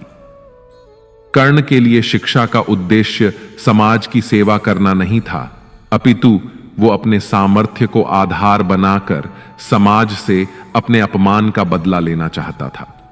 समाज और कर्ण दोनों को ही अपने अपने द्वारा किए गए अपराध के लिए दंड मिला है, और आज भी मिल रहा है। कर्ण यदि यह समझता कि समाज व्यक्तियों का एक भाग मात्र है जिसे हम लोगों ने ही बनाया है, तो संभवतः वह समाज को बदलने का प्रयास करता, न कि समाज के प्रति घृणा करता। श्रीमद् भगवद गीता का 29वां अनमोल वचन यह है कि किसी पर भी आंख बंद करके भरोसा नहीं करना चाहिए। महाभारत की कथा में दुर्योधन ने कई बार षड्यंत्र रचकर पांडवों को मारने की कोशिश की, यहां तक कि उन्हें जलाकर मारने का प्रयास भी किया। पांडव, जो धर्म के मार्ग पर चलने वाले लोग थे, बार बार उसकी चालों में फंसते रहे, क्योंकि वे दुर्योधन को अपना भाई और सगा समझते थे। वे उस पर भरोसा करते थे, जबकि दुर्योधन उनकी मृत्यु की साजिश कर रहा था। हालांकि भगवान ने हमेशा उनकी रक्षा की, पर यह शिक्षा हमें बताती है कि भरोसा करते समय आंखें खुली रखना अत्यंत आवश्यक है। केवल रिश्तों या दिखावे के आधार पर किसी पर भी पूरी तरह भरोसा करना कभी कभी खतरनाक साबित हो सकता है। इसलिए चाहे वह संबंध कितना ही नजदीकी क्यों ना हो, हमें सच्चाई को समझने और सतर्क रहने की जरूरत है। यह शिक्षा हमें सतर्कता और विवेक की महत्ता का बोध कराती है। भरोसा करना आवश्यक है, लेकिन उसके साथ सजगता बनाए रखना भी उतना ही जरूरी है, ताकि कोई भी छल कपट से हमें धोखा न दे सके। श्रीमद् भगवद गीता का 30वां अनमोल वचन यह है कि आप जैसा अन्न खाओगे वैसा ही आपका मन और आपकी बुद्धि होगी। आप वैसा ही कर्म करोगे और वैसा ही आचरण करोगे। सात्विक अन्न खाओगे तो आपका मन भी सात्विक होगा, सात्विक व्यवहार भी करोगे, सोच भी आपकी अच्छी होगी। श्री कृष्ण ने भागवत गीता में सात्विक, राजसिक और तामसिक इन तीनों आहार का विस्तार से वर्णन किया है कि क्या खाना चाहिए और क्या नहीं खाना चाहिए। और इसका निचोड़ यही है कि जो मनुष्य सात्विकता से भोजन करता है, उसे जीवन में सुख और शांति अवश्य मिलते हैं। राजसिक भोजन करने से व्यवहार में क्रोध और अहंकार उत्पन्न होते हैं, जबकि तामसिक भोजन करने से व्यक्ति में काम वासना और नकारात्मकता की अधिकता आती है, जिसके फलस्वरूप जीवन में दुख, चिंता और निराशा मिलती है। अतः हमें हमारे भोजन का चयन सोच समझकर करना चाहिए। श्रीमद् भगवद गीता का 31वां अनमोल वचन यह है कि आप वह मत करो जो सभी करते हैं, बल्कि वह करो जो आपके लिए सही है। श्री कृष्ण ने अर्जुन से कहा, हे अर्जुन, जो तेरे कर्तव्य है, जो तेरे लिए सही है, जो तुझे करना चाहिए, वह कर। तू कभी भी वह काम मत कर जो दुनिया कर रही है। क्योंकि अर्जुन श्री कृष्ण से कहने लगा कि ऐसे भयंकर युद्ध में पड़ने से अच्छा है कि मैं सन्यासी बन जाऊं। तो श्री कृष्ण ने अर्जुन से कहा कि सन्यासी बनना तेरा कर्म नहीं है, तेरा धर्म नहीं है। तू क्षत्रिय है। तेरा कर्म और तेरा धर्म यही है कि तू अधर्म का नाश कर, धर्म की रक्षा कर और इसके लिए युद्ध कर। ऐसे ही हर इंसान का एक अलग कर्तव्य होता है, एक अलग ही मार्ग होता है। तो कभी भी उस मार्ग पर मत जाना जहां सारी भीड़ जा रही हो। कभी भी वह काम मत करो जो दुनिया करती है कि आजकल का यह ट्रेंड हो गया है, यह फैशन हो गया है, सब करते हैं इसीलिए हम भी कर रहे हैं। सारी भीड़ यही काम कर रही है इसीलिए हम भी कर रहे हैं। अगर आप वह करोगे जो भीड़ कर रही है तो आप भी उसी भीड़ में कहीं खो जाओगे। लेकिन वही अगर आप वह करोगे जो आपके लिए सही है, जो आपकी प्रतिभा है, तो दुनिया की सारी भीड़ में भी आप सबसे अलग नजर आओगे। श्रीमद् भगवत गीता का 32वां अनमोल वचन यह है कि आलसी इंसान कभी कुछ हासिल नहीं कर सकता। अधिकतर लोग सिर्फ योजनाएं ही बनाते रहते हैं कि मुझे बड़ा घर चाहिए, मुझे बड़ी गाड़ी चाहिए, मैं दुनिया घूमना चाहता हूं, मुझे यह चाहिए, वह चाहिए। यह हर कोई सोच लेता है, लेकिन उस पर मेहनत करना, अपना कर्म करना वो नहीं करते। क्योंकि चाहना तो बहुत आसान है, लेकिन उसके लिए कर्म करते रहना वह बहुत मुश्किल है। हर कोई चाहता है कि मेरा शरीर फिट हो, लेकिन उसके लिए एक्सरसाइज करना जरूरी है, जो आपको ही करना होगा। जो इंसान आलसी बनकर बैठा रहता है उसे ना ही अच्छा शरीर मिलता है और ना ही अच्छा जीवन मिलता है। तो अगर जिंदगी में कुछ पाना चाहते हो तो आलस्य को अपनी जिंदगी से दूर कर दीजिए। आलस्य के चलते आपको कुछ मिलने वाला तो नहीं है, बल्कि जो आपके पास है वह भी गवा दोगे। श्रीमद् भगवत गीता का 33वां अनमोल वचन यह है कि बुरा इंसान कभी अपनी बुराई नहीं छोड़ेगा, चाहे आप उसके साथ कितना भी अच्छा चलो, वह आपको तकलीफें अवश्य ही देगा। इसलिए जो जैसा है आप उसके साथ वैसा ही व्यवहार करें। बुरे इंसान के साथ आप कितना भी अच्छा बन जाओ, वह कभी अच्छा नहीं बनने वाला। दुर्योधन जंगल में पांडवों को मारने के लिए गया था, लेकिन वहां पर लोगों ने दुर्योधन को पकड़ लिया। उसका मित्र कर्ण भी उसे छोड़कर भाग गया। वे भील दुर्योधन को मार देना चाहते थे, लेकिन युधिष्ठिर अपने भाई की रक्षा करने के लिए वहां पहुंच गया और उसके जीवन की रक्षा की। लेकिन उसके बाद क्या हुआ? वह हमेशा पांडवों का नुकसान ही करता रहा। इसलिए अगर कोई इंसान बुरा है, उसके साथ आप ज्यादा अच्छा बनने की कोशिश ना करो। जो जैसा है उसके साथ वैसा ही व्यवहार करो। श्रीमद् भगवत गीता का 34वां अनमोल वचन यह है कि करीबी और गरीबी के अनुभव जीवन में ऐसे सबक सिखाते हैं जो इंसान को अंदर से बदलने पर मजबूर कर देते हैं।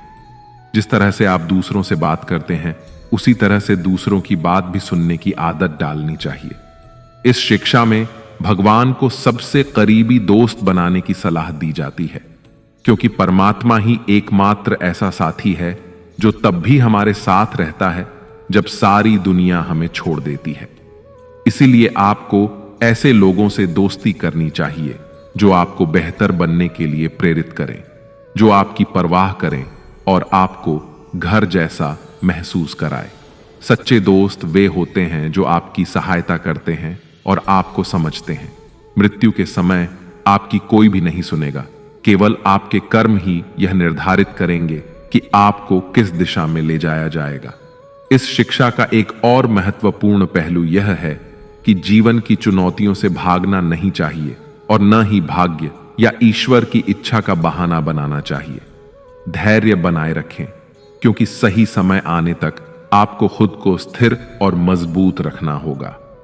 इंसान का सबसे अच्छा मित्र उसका आत्मा और मन होता है, जो अच्छी बातों पर उसे शाबाशी देता है और बुरी बातों पर उसे सही रास्ते पर ले आता है।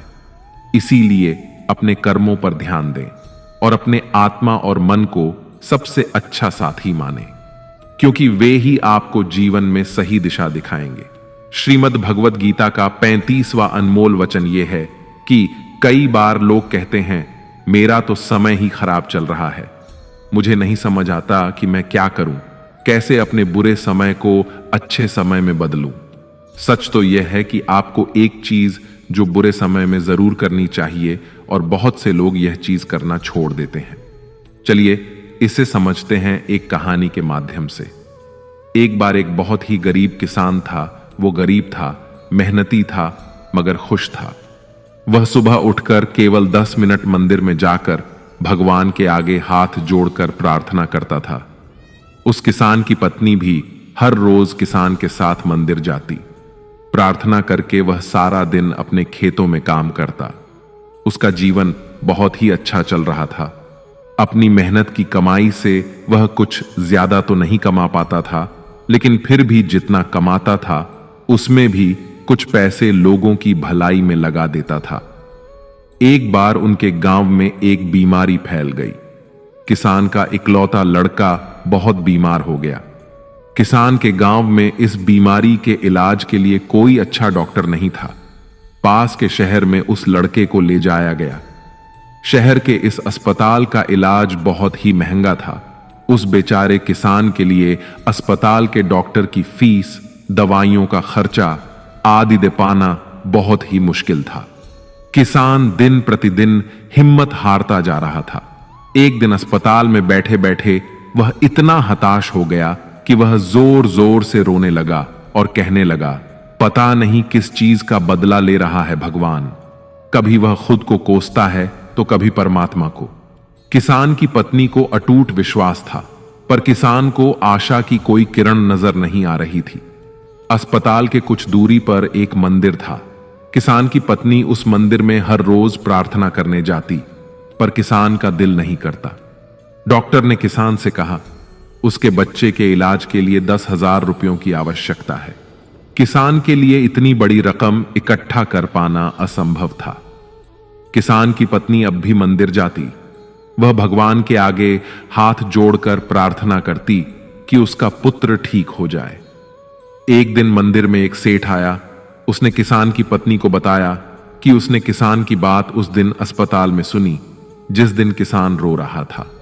सेठ ने बताया, उस दिन सेठ की पत्नी भी अस्पताल में थी। अब वह पूरी तरह से ठीक हो गई थी और घर चली गई।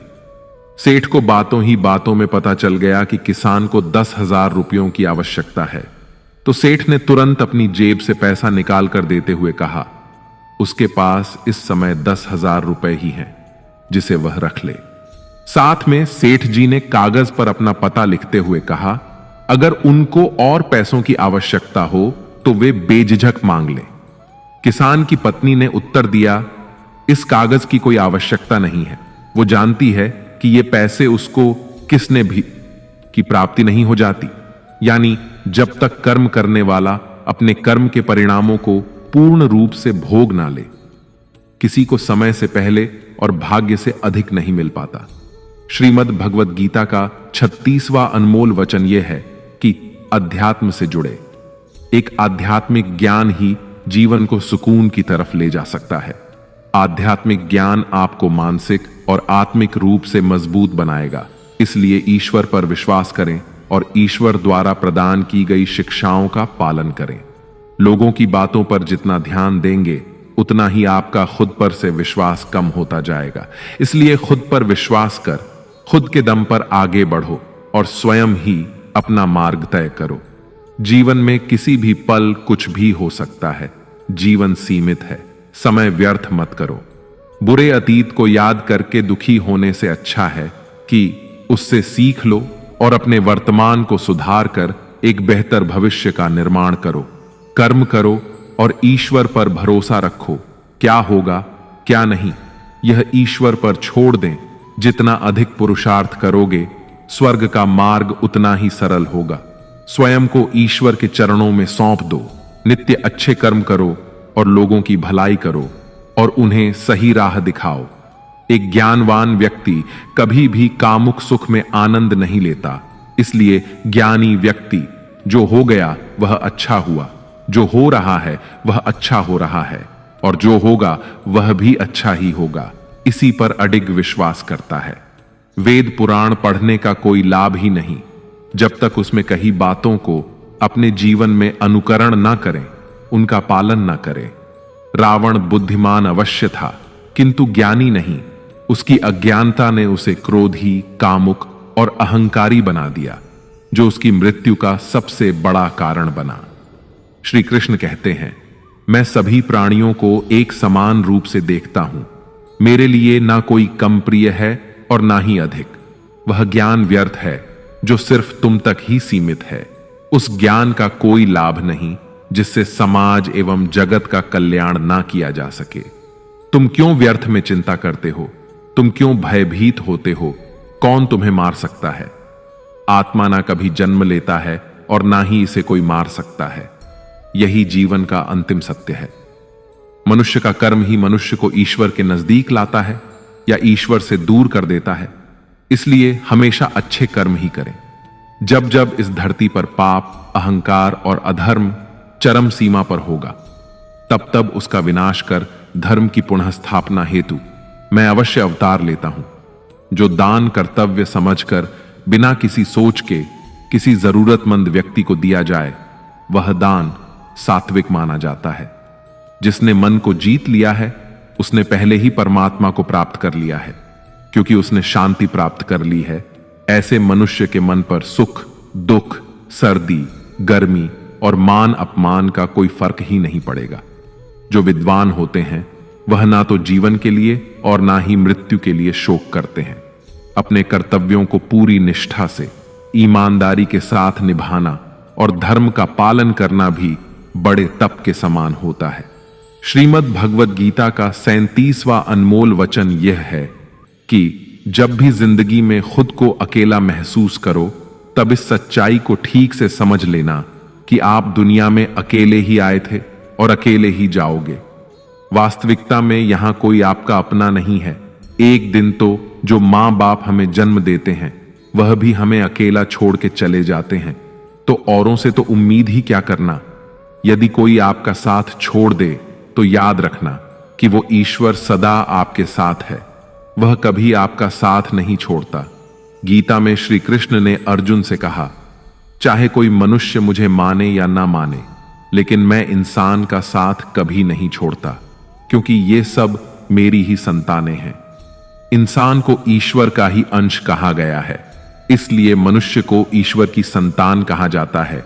इसीलिए आपको अकेलेपन से कभी दुखी नहीं होना चाहिए, कभी डरना नहीं चाहिए, बल्कि किसी गलत इंसान के साथ रहने से डरना चाहिए।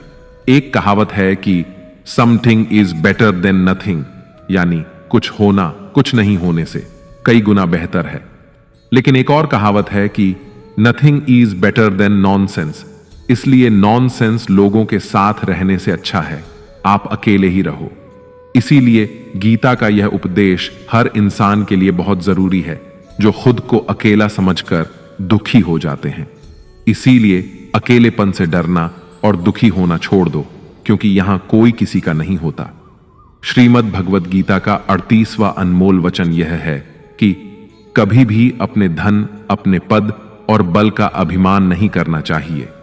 दुर्योधन को बहुत अभिमान था कि मेरे पास भीष्म पितामह जैसे, द्रोणाचार्य और कर्ण जैसे योद्धा बैठे हैं, तो इन पांडवों को तो मैं यूं ही मसल कर रख दूंगा। दुर्योधन को अपने धन का अभिमान था, अपने पद और शक्ति का अभिमान था, लेकिन वह अभिमान ही एक दिन उसके सर्वनाश का कारण बना। जो लोग अपने पैसे के अहंकार में या शक्ति के अहंकार में दूसरों को नीचा दिखाते हैं, दूसरों को चोट पहुंचाते हैं, एक दिन उनकी वही गलती उनका सर्वनाश कर देती है। इसलिए जीवन में आप चाहे कितने भी सफल हो जाएं, कितने भी बड़े इंसान हो जाएं, लेकिन उसका अभिमान दूसरों को कभी मत दिखाना। श्रीमद् भगवद गीता का 39वां अनमोल वचन यह है कि आज के युग में बहुत ज्यादा अच्छे मत बनो, नहीं तो यह दुनिया आपको लूट कर कंगाल कर देगी। पांडवों की कहानी यह शिक्षा देती है कि ज्यादा अच्छा बनना आपको कई बार बहुत दुख दे सकता है। पांडव हमेशा धर्म के मार्ग पर चलते थे, कभी कोई गलत काम नहीं किया, लेकिन उनका सारा राजपाट चला गया। उनकी पत्नी को भरी सभा में नग्न करने की कोशिश की गई। भिक्षा लेकर के उन्हें अपनी जिंदगी गुजारनी पड़ी। कारण क्या था? यह कि वे कुछ ज्यादा ही अच्छे बने हुए थे। यह तो तब की बात है, और आज की दुनिया तो और भी बदल चुकी है। लोग अच्छे इंसान को इज्जत कम देते हैं, बल्कि उसका इस्तेमाल ज्यादा किया जाता है। अगर आप भी लोगों के साथ अच्छा रहते हैं तो आप इस चीज को खुद अनुभव कर पाएंगे। आप जितना लोगों के साथ अच्छा चलते हैं, लोग आपके साथ उतना ही गलत व्यवहार करते हैं। लोग आपका उतना ज्यादा इस्तेमाल करते हैं। आप दूसरों की खुशी के लिए कुछ भी करते जाते हैं और लोग सिर्फ आपका फायदा लेने में लगे रहते हैं। इसीलिए आज के जमाने में खुश रहना है, ना तो बहुत ज्यादा अच्छे मत बनो। इसका मतलब यह नहीं कि आप बुरे इंसान बन जाओ। आप अच्छे और सच्चे कर्म करो और अपनी नजर में अच्छे बनते रहो। दुनिया की नजर में अच्छे बनने की कोशिश कभी मत करना। श्रीमद् भगवद गीता का 40वां उपदेश यह है कि आंखों से सच दिखने वाली बात पर भी एकदम से जल्दी भरोसा नहीं करना चाहिए। ऐसी बहुत सी कहानियां आपने सुनी होंगी कि कई बार आंखों से दिखने वाली बात भी सच नहीं होती है। इसीलिए भरोसा करने में कभी भी जल्दबाजी मत करना। श्रीमद् भगवद गीता का 41वां अनमोल वचन यह है कि जीवन में जब भी कोई मुश्किल आए तो हिम्मत मत हारो, बस थोड़ा धीरज रखो। जो लोग मुश्किल वक्त में खुद को थोड़ा संभाल कर धीरज रखते हैं, वो हर मुश्किल को आसानी से पार कर जाते हैं। एक राजा अपने गुरुजी के पास गया और उसने गुरुजी से जाकर बोला कि ऐसे तो राज्य में हर प्रकार की खुशहाली है, पर वक्त का कोई भरोसा नहीं है। अगर कभी जिंदगी में कोई मुश्किल वक्त आए, कोई बुरा वक्त आए, तो उस वक्त के लिए मुझे कोई मंत्र दीजिए, कोई शिक्षा दीजिए, कोई उपदेश दीजिए कि उस बुरे वक्त से कैसे बाहर निकलना है। तो गुरुजी ने उसे एक ताबीज बांध कर दे दिया और राजा से कहा कि इस ताबीज में मैंने एक मंत्र लिख कर रखा है। जब तुम्हारी जिंदगी में बहुत बुरा वक्त आए और तुम्हें लगे कि इससे बुरा तो अब कुछ हो ही नहीं सकता, उस समय पर यह ताबीज खोलकर तुम इस मंत्र को पढ़ लेना। तुम्हारे अंदर बहुत शक्ति आ जाएगी। और एक दिन ऐसा हुआ भी कि उस राजा के राज्य पे किसी दूसरे राजा ने आक्रमण कर दिया और इस राजा की ऐसी स्थिति हुई कि उसे अपना राज्य छोड़कर अपने कुछ लोगों के साथ भागना पड़ा। उस समय पर राजा बहुत दुखी था और विचार करने लगा कि गुरुजी ने मुझे ताबीज दिया था और कहा था कि जब जिंदगी में बहुत बुरा वक्त आए तब उसे खोलकर पढ़ना, और इसके अंदर जो मंत्र लिखा हुआ है वह मेरे अंदर शक्ति भर देगा। राजा ने विचार किया कि इससे बुरा वक्त और क्या हो सकता है। उसने गुरुजी का दिया हुआ वह ताबीज खोला और उसके अंदर लिखा हुआ था कि यह वक्त भी गुजर ही जाएगा। इस वचन को पढ़कर राजा के मन में एक शक्ति आई और विश्वास जागा कि यह जो बुरा वक्त है यह भी टिकने वाला नहीं है, यह भी निकल ही जाएगा, इसलिए मुझे हिम्मत नहीं हारनी है। और उस राजा ने वापस अपने सैनिकों को जमा करके अपनी सेना को खड़ा किया और उस राजा पर हमला करके अपना राज्य वापस प्राप्त किया। तो जिंदगी में स्थिति चाहे कितनी भी बुरी क्यों ना हो, वह हमेशा के लिए नहीं रहने वाली, वह भी एक दिन गुजर जाएगी। वक्त चाहे कैसा भी हो, एक दिन जरूर बदल जाएगा। हमारी जिंदगी में न जाने कितनी बार दुख आए, कितनी बार मुश्किल वक्त आया, लेकिन हम हर बार निकल जाते हैं। ऐसे ही आपकी जिंदगी में जब कोई मुश्किल वक्त आए, बुरा वक्त आए, तो मन में यह विश्वास रखना कि यह वक्त भी एक दिन गुजर ही जाएगा।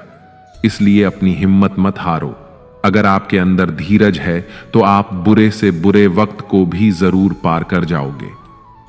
श्रीमद् भगवद गीता का 42वां वचन यह है कि कुछ भी बोलने से पहले अपने शब्दों की मर्यादा को परख लेना चाहिए। मित्रों, महाभारत का युद्ध ही नहीं होता यदि कुछ लोग अपने वचनों पर संयम रख लेते, अपनी वाणी पर संयम रख लेते। जैसे द्रौपदी यदि दुर्योधन को अंधे का पुत्र भी अंधा नहीं कहती तो महाभारत नहीं होती। शिशुपाल और शकुनी हमेशा चुभने वाली बातें ही करते थे, लेकिन टीटी भी बोलने से पहले 1000 बार सोच लेना चाहिए, क्योंकि शस्त्र तो केवल शरीर को घायल करता है, लेकिन शब्द मन और आत्मा को ही घायल कर देते हैं। श्रीमद् भगवद गीता का 43वां अनमोल वचन यह है कि इंसान ही आजकल इंसान का दुश्मन हो गया है। चाहे आप बिजनेस में देख लो, चाहे आप रिश्तों में देख लो, किसी भी फील्ड में आप देख लो, इंसान ही इंसान को नुकसान पहुंचा रहा है। इतनी प्रतिस्पर्धा बढ़ गई है, कितनी चोरियां बढ़ रही हैं, कितना क्राइम बढ़ गया है। शास्त्रों में जो कलयुग के लक्षण लिखे गए हैं ना, कि एक दिन इंसान ही इंसान को खाएगा, वह समय तो आ ही गया है। इंसान ही तो इंसान को खा रहा है, एक दूसरे का बिजनेस खा रहा है, एक दूसरे की नौकरियां खा रहा है, एक दूसरे की जिंदगी की खुशियां खा रहा है। इंसान जो दुखी है उसे और दुखी करो, जो खुश है उसे परेशान करो। यही तो हो गया है आजकल। कहने को तो सब इंसान है, लेकिन इंसानियत कहीं दिखती ही नहीं। एक सेठ के घर के बाहर से एक भिखारी निकल रहा था। उसने उस सेठ से कहा कि मुझे एक गिलास पानी पिला दीजिए, बहुत प्यास लगी है, बहुत दूर से पैदल चलकर आया हूं, मेरे प्राण निकल रहे हैं। तो सेठ बोला कि अभी आदमी नहीं है, आदमी आ जाए तो आपको पानी दे दिया जाएगा। थोड़ी देर बाद उस भिखारी ने सेठ से कहा, आप कृपया करके मुझे एक गिलास पानी पिला दीजिए, मैं चला जाऊंगा, मेरे प्राण निकल रहे हैं और आसपास में किसी का घर भी नहीं दिख रहा। तो उस सेठ ने कहा, मैंने कहा ना कि आदमी आने वाला है, वह आ जाए तो आपको पानी मिल जाएगा। फिर वह भिखारी उस सेठ से कहने लगा कि तुम खुद ही आदमी क्यों नहीं बन जाते, थोड़ी देर के लिए तुम ही आदमी बन जाओ। आजकल यही हो गया है, यहां कोई आदमी बनने को तैयार ही नहीं है, बस लोग एक दूसरे को नोचने में लगे हैं, एक दूसरे का फायदा उठाने में लगे हैं। इसीलिए ही कलयुग को मतलबी युग कहा जाता है कि लोग सिर्फ और सिर्फ एक दूसरे से अपने मतलब से ही जुड़े हुए हैं। श्रीमद् भगवत गीता का 44वां अनमोल वचन यह है कि जो इंसान आपको बार बार चोट पहुंचाए उसे कभी माफ नहीं करना चाहिए। युधिष्ठिर ने दुर्योधन को बार बार माफ किया और उसका परिणाम यह हुआ कि उन्हें अपनी जिंदगी में बहुत बड़े दुखों का सामना करना पड़ा। कोई इंसान अगर एक बार गलती करे तो माफ करना फिर भी ठीक है, लेकिन कोई अगर बार बार गलती करे तो उसे माफ करना आपको बहुत ज्यादा नुकसान पहुंचाएगा, क्योंकि वो गलती नहीं हो रही है, वो उसकी आदत है, वो ऐसा ही है। वह हमेशा आपके साथ ऐसा करेगा, तो बहुत ज्यादा दयालु मत बनो। किसी को माफ करने में और बेवकूफ बनने में बहुत बड़ा अंतर होता है। किसी को अगर एक बार आप माफ भी कर रहे हो तो उस इंसान से आप जरूर सावधान रहना। कहते हैं, आजमाए हुए को फिर आजमाना मिट्टी मुंह में डालने के बराबर होता है। जिससे धोखा खाया है, जिससे आपको तकलीफ मिली है, उस पर भरोसा गलती से भी मत करना। तो माफ उतना ही करो जितने में आप बेवकूफ ना लगे।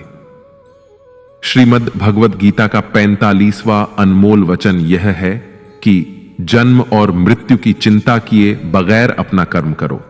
श्री कृष्ण अर्जुन से कहते हैं कि हे अर्जुन, मृत्यु जीवन का अटल सत्य है, जिसे टाला नहीं जा सकता और ना ही झूठा साबित नहीं किया जा सकता है। यह शरीर तो किराए के घर की तरह होता है, जहां हम कुछ समय के मेहमान हैं। शरीर नश्वर है, किंतु आत्मा अमर है।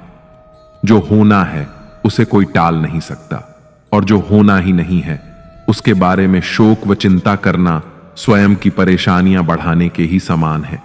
जो भी जन्म लेता है उसकी मृत्यु निश्चित है, और मरने वाले का पुनः जन्म निश्चित है। इसलिए जो अटल है उसके विषय में तुमको शोक नहीं करना चाहिए। सच्चाई से कभी दूर नहीं भागा जा सकता है, इसलिए सत्य को स्वीकार कर लेने में ही हमारी समझदारी है। झूठ को जानबूझकर सत्य मानकर जीना ही बहुत बड़ी गलतफहमी कहलाती है। स्वयं की व्यक्तिगत सोच गलत फहमियों को भी जन्म दे सकती है, इसलिए स्वयं की व्यक्तिगत सोच को दूसरों पर कभी नहीं थोपना चाहिए। वासना, क्रोध और लालच, ये नरक के 3 द्वार होते हैं। बिना मोक्ष के जन्म मरण के चक्र से छुटकारा नहीं पाया जा सकता। जिस प्रकार अग्नि सोने को परखती है, उसी प्रकार संकट वीर पुरुषों को परखता है। बिना किसी पुरुषार्थ के आप अच्छे फल व सकारात्मक परिणाम की कामना ही नहीं कर सकते। यदि आप धर्म के मार्ग पर चलते हैं तो परिणाम की चिंता किए बिना अपने धर्म का निडरता से पालन करें। श्रीमद् भगवत गीता का 46वां अनमोल वचन यह है कि बीते समय को भुलाकर आज में जीने में ही समझदारी है। आप अपने गुजरे हुए बुरे वक्त को भूल जाओ, क्योंकि अगर आप गुजरे हुए वक्त के दुख में जीते रहोगे, उसके पश्चाताप में जीते रहोगे, तो आज भी आप कभी खुश नहीं रह पाओगे। समझदार लोग जो समय चला गया है उसका दुख कभी नहीं करते। आपका बीता हुआ कल कैसा भी क्यों ना हो, पर उसका प्रभाव आपके आज पर नहीं पड़ना चाहिए। जो भी आपके साथ हुआ उससे सबक लो, शिक्षा लो कि अब यह जिंदगी में आगे नहीं होने देंगे हम, और जीवन में आप आगे बढ़ जाओ। कई बार लोग रोते रहते हैं कि उस इंसान ने मेरे साथ इतना गलत किया, इसीलिए आज जिंदगी में मैं इतना दुखी हूं। लोग कोसते रहते हैं दूसरों को कि उसकी वजह से मेरी जिंदगी में दुख है, उसकी वजह से मेरी जिंदगी खराब हो गई है। लेकिन जब तक आप उसे कोसते रहेंगे, आप जिंदगी में कभी खुश नहीं रह पाएंगे, कभी आगे नहीं बढ़ पाएंगे। जो हुआ, जो लोगों ने आपके साथ किया, उसे आप बदल नहीं सकते, लेकिन आपका आज आप जरूर बदल सकते हैं। कल के दुख से छूटना चाहते हो तो कल में नहीं, आज में जीना शुरू करो।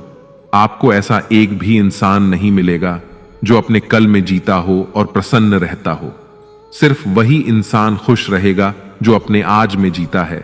कल में जीने वाला इंसान किसी ना किसी पीड़ा से जुड़ा होता है, किसी ना किसी दुख, किसी ना किसी पश्चाताप से जुड़ा होता है। कल में जीना आपकी जिंदगी की सारी खुशियां छीन लेगा।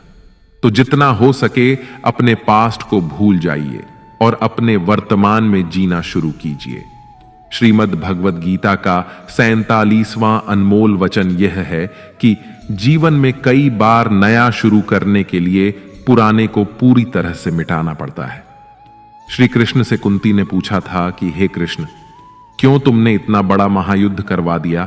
तो श्री कृष्ण ने बोला कि अधर्म बहुत बढ़ गया था और इस अधर्म का पूरी तरह से नाश करने के लिए, एक नए युग को लाने के लिए पुराने का सर्वनाश करना बहुत जरूरी होता है। जब कोई भवन पूरी तरह से खंडहर हो जाता है, बहुत पुराना हो जाता है, तो उसे पूरी तरह से तोड़कर फिर से नवनिर्माण होता है। ऐसे ही आपके जीवन में भी आपको कुछ नया करना है तो पुराने को पूरी तरह से मिटाना होगा। श्रीमद् भगवद गीता का 48वां अनमोल वचन यह है कि जो आपके मुंह पर अपनापन दिखाए और आपकी पीठ पीछे आपको नुकसान पहुंचाए, ऐसे लोगों से दूर ही रहना चाहिए। चाणक्य ने कहा है कि ऐसे लोग उस घड़े की तरह होते हैं जिसके मुंह में तो अमृत लगा है, लेकिन जिसके भीतर जहर भरा होता है। आप जिसे अमृत समझकर पी जाते हैं, वास्तविकता में वो जहर ही होता है। तो ऐसे लोगों को जहर की तरह छोड़ देना चाहिए जो अपनेपन का दिखावा करें और पीछे से हमेशा आपको नुकसान पहुंचाए। श्रीमद् भगवद गीता का 49वां अनमोल वचन यह है कि इस दुनिया में जो कुछ भी होता है, अच्छा या बुरा, वह बिना किसी कारण के नहीं होता और कहीं ना कहीं वह हमारे अच्छे के लिए ही होता है। मित्रों, जीवन में कई बार हमें तकलीफों का सामना करना पड़ता है। तब हमें लगता है कि हमारे ही साथ ऐसा क्यों हो रहा है, लेकिन समय के गुजरने के साथ साथ हमें यह एहसास भी होने लगता है कि जो हुआ अच्छा हुआ। एक बार एक गांव में एक गरीब औरत रहती थी। उसको जब बच्चा हुआ तो वह बिल्कुल स्वस्थ था, लेकिन एक बार किसी दुर्घटना की वजह से उस बच्चे के हाथ की एक उंगली कट गई। वह बहुत दुखी हुई कि मेरे बच्चे के साथ ऐसा क्यों हुआ, और वह हमेशा भगवान को इस बात के लिए कोसती थी कि पता नहीं भगवान को मुझसे क्या दुश्मनी थी जो मेरे बच्चे की उंगली काट दी। समय बीतता गया। उस गांव में एक दिन साधु के वेश में एक मायावी राक्षस आया। वह राक्षस अपनी शक्ति बढ़ाने के लिए बच्चों की बलि चढ़ाना चाहता था। वह इस बच्चे को भी बलि के लिए उठा कर ले गया, लेकिन जैसे ही वह उसकी बलि चढ़ाने लगा तो उसे अपने गुरु की शर्त याद आ गई कि तुम जिस भी बच्चे की बलि चढ़ाओगे उसके शरीर के सभी अंग सही सलामत होने चाहिए। लेकिन उस बच्चे की उंगली कटी हुई थी, जिसके कारण मजबूर होकर राक्षस को उस बच्चे को जिंदा छोड़ना पड़ा। और उस दिन उसकी मां को यह एहसास हुआ कि अगर मेरे बच्चे की अंगुली नहीं कटती तो आज वह जीवित नहीं रहता। उसने ईश्वर का बहुत धन्यवाद कहा। श्रीमद् भगवद गीता का 50वां अनमोल वचन यह है कि किसी का भला करके कभी एहसान ना जताएं, अन्यथा वह कर्म शून्य के समान हो जाता है और उससे मिलने वाला यश बेकार हो जाता है। यह सोच करके कभी अभिमान नहीं करना चाहिए कि हमने तो कितने लोगों या जीवों की मदद की है, क्योंकि करने वाले तो स्वयं ईश्वर होते हैं। आप तो मात्र एक माध्यम हैं, कठपुतली हैं। ज्ञान सदैव बुद्धि को उत्तम व श्रेष्ठ बनाता है, इसलिए ज्ञान अर्जित करते रहे और बांटते रहे, ताकि दूसरों का भी जीवन संवर जाए। जो व्यक्ति फल की आशा हेतु कर्म करता है, वह कर्म से ही बंध कर रह जाता है। मेरा, तेरा, छोटा, बड़ा, अपना, पराया मन से मिटा दो, फिर सब तुम्हारा है और तुम सबके हो। फल की अभिलाषा छोड़कर निरंतर कर्म करने वाला मनुष्य ही अपने जीवन को सुखद और संतुष्टिदायक बना पाता है। शांति उसी को प्राप्त होती है जो मैं और मेरा तथा मैंने किया या मैंने बनाया ऐसी लालसा से बाहर आ जाता है। श्रीमद् भगवद गीता का 51वां अनमोल वचन यह है कि जीवन में संतोष रखने वाला ही हमेशा सुखी रहता है। मनुष्य को जो कुछ नहीं मिलता, उसका दुख या शोक करने की बजाय ईश्वर ने जो कुछ भी दिया है उसका आनंद लेना चाहिए। दोस्तों, एक बार की बात है, एक आदमी सागर के किनारे घूम रहा था। तभी एकदम उसकी नजर चांदी के एक डंडे पर गई जो बहते बहते किनारे पर आ गया था। वह खुश हुआ और झटपट उस डंडे को उठा लिया। अब वह डंडा लेकर टहलने लगा। अब धूप ज्यादा हो गई तो उसका मन सागर में नहाने का हुआ। उसने सोचा, अगर डंडे को किनारे रखकर नहाऊंगा तो कोई ले जाएगा। इसीलिए वह डंडा हाथ में ही लेकर नहाने लगा।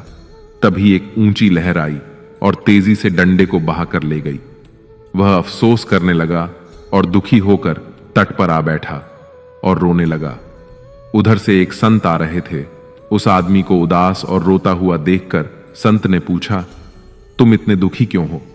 उसने बताया, स्वामी जी, नहाते हुए मेरा चांदी का डंडा सागर में बह गया। संत ने हैरानी जताई और कहा, तुम डंडा लेकर नहा रहे थे? वह बोला, क्या करता, किनारे रखकर नहाता तो कोई ले जा सकता था, लेकिन चांदी का डंडा लेकर नहाने क्यों आए थे? स्वामी जी ने पूछा। तब आदमी ने कहा, लेकर नहीं आया था, वह तो यही मिला था। उस आदमी की बात सुनकर स्वामी जी जोर से हंसने लगे और बोले, जब वह तुम्हारा था ही नहीं तो फिर दुख या उदासी कैसी?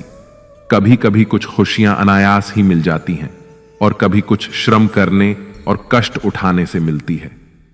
जो खुशियां अनायास मिलती हैं, परमात्मा की ओर से मिलती हैं, उन्हें सराहने का हमारे पास समय नहीं होता। इंसान व्यस्त है तमाम ऐसे सुखों की गिनती करने में जो उसके पास नहीं है। आलीशान बंगला, शानदार कार, स्टेटस, पावर वगैरह वगैरह, और भूल जाता है कि एक दिन सब कुछ यूं ही भूलकर उसे अगले सफर में निकल जाना है। तो दोस्तों, भगवान श्री कृष्ण ने तभी कहा है कि तुम्हारा क्या गया जो तुम रोते हो? तुम क्या लाए थे जो तुमने खो दिया? तुमने क्या पैदा किया था जो नष्ट हो गया? ना तुम कुछ लेकर आए थे और ना ही कुछ लेकर जाओगे। जो लिया यहीं से लिया, जो दिया यहीं पर दिया। खाली हाथ आए थे, खाली हाथ ही जाओगे। जो आज तुम्हारा है, कल किसी और का था, परसों किसी और का होगा। तुम इसे अपना समझकर मग्न हो रहे हो। बस यही प्रसन्नता तुम्हारे दुखों का कारण है। श्रीमद् भगवद गीता का 52वां अनमोल वचन यह है कि क्रोध मनुष्य का सर्वनाश कर देता है। क्रोधी इंसान का कोई मित्र ही नहीं होता। हर इंसान उससे दूर भागता है। उसके सारे रिश्ते समाप्त हो जाते हैं। जो इंसान अपने क्रोध को नहीं संभाल सकता, वह जिंदगी में कुछ भी नहीं संभाल सकता। क्रोध करना व्यर्थ है। यदि क्रोध में आकर आप प्रतिक्रिया दे रहे हैं तो इसका अर्थ यह है कि आपको ईश्वर के बनाए कानून यानी कि कर्म पर भरोसा ही नहीं है। इसीलिए भगवान कृष्ण कहते हैं, क्रोध से मनुष्य की मति मारी जाती है, यानी मूढ़ हो जाती है, जिसके परिणाम स्वरूप स्मृति भ्रमित हो जाती है। स्मृति भ्रम से मनुष्य की बुद्धि नष्ट हो जाती है और बुद्धि नष्ट होने जाने पर व्यक्ति खुद अपना ही नाश कर बैठता है। श्रीमद् भगवद गीता का 53वां अनमोल वचन यह है कि व्यक्ति को सुख और दुख दोनों परिस्थितियों को समान भाव से जीना चाहिए। जिस तरह हम खुशियों का स्वागत करते हैं, उसी तरह दुख को भी स्वीकार करना चाहिए, क्योंकि जीवन की पूर्णता सुख और दुख दोनों से होती है। दोस्तों, जब महाभारत का युद्ध खत्म हो गया था, तब युधिष्ठिर ने हस्तिनापुर की राजगद्दी संभाल ली थी। सब कुछ सामान्य हो रहा था। एक दिन वह समय आ गया था जो कोई पांडव नहीं चाहते थे। भगवान श्री कृष्ण द्वारिका लौट रहे थे। सारे पांडव दुखी थे। श्री कृष्ण उन्हें अपने शरीर का हिस्सा ही लगते थे, जिसके अलग होने के भाव से ही वे कांप जाते थे। लेकिन श्री कृष्ण को तो जाना ही था। कोई भी श्री कृष्ण को जाने नहीं देना चाहता था। भगवान भी एक एक कर अपने सभी स्नेही जनों से मिल रहे थे। सबसे मिलकर उन्हें कुछ ना कुछ उपहार देकर श्री कृष्ण ने विदा ली। अंत में वे पांडवों की माता और अपनी बुआ कुंती से मिले। श्री कृष्ण ने कुंती से कहा, बुआ, आपने आज तक अपने लिए मुझसे कुछ नहीं मांगा। आज कुछ मांग लीजिए, मैं आपको कुछ देना चाहता हूं। कुंती की आंखों में आंसू आ गए। उन्होंने रोते हुए कहा कि हे श्री कृष्ण, अगर कुछ देना ही चाहते हो तो मुझे दुख दे दो। मैं बहुत सारा दुख चाहती हूं।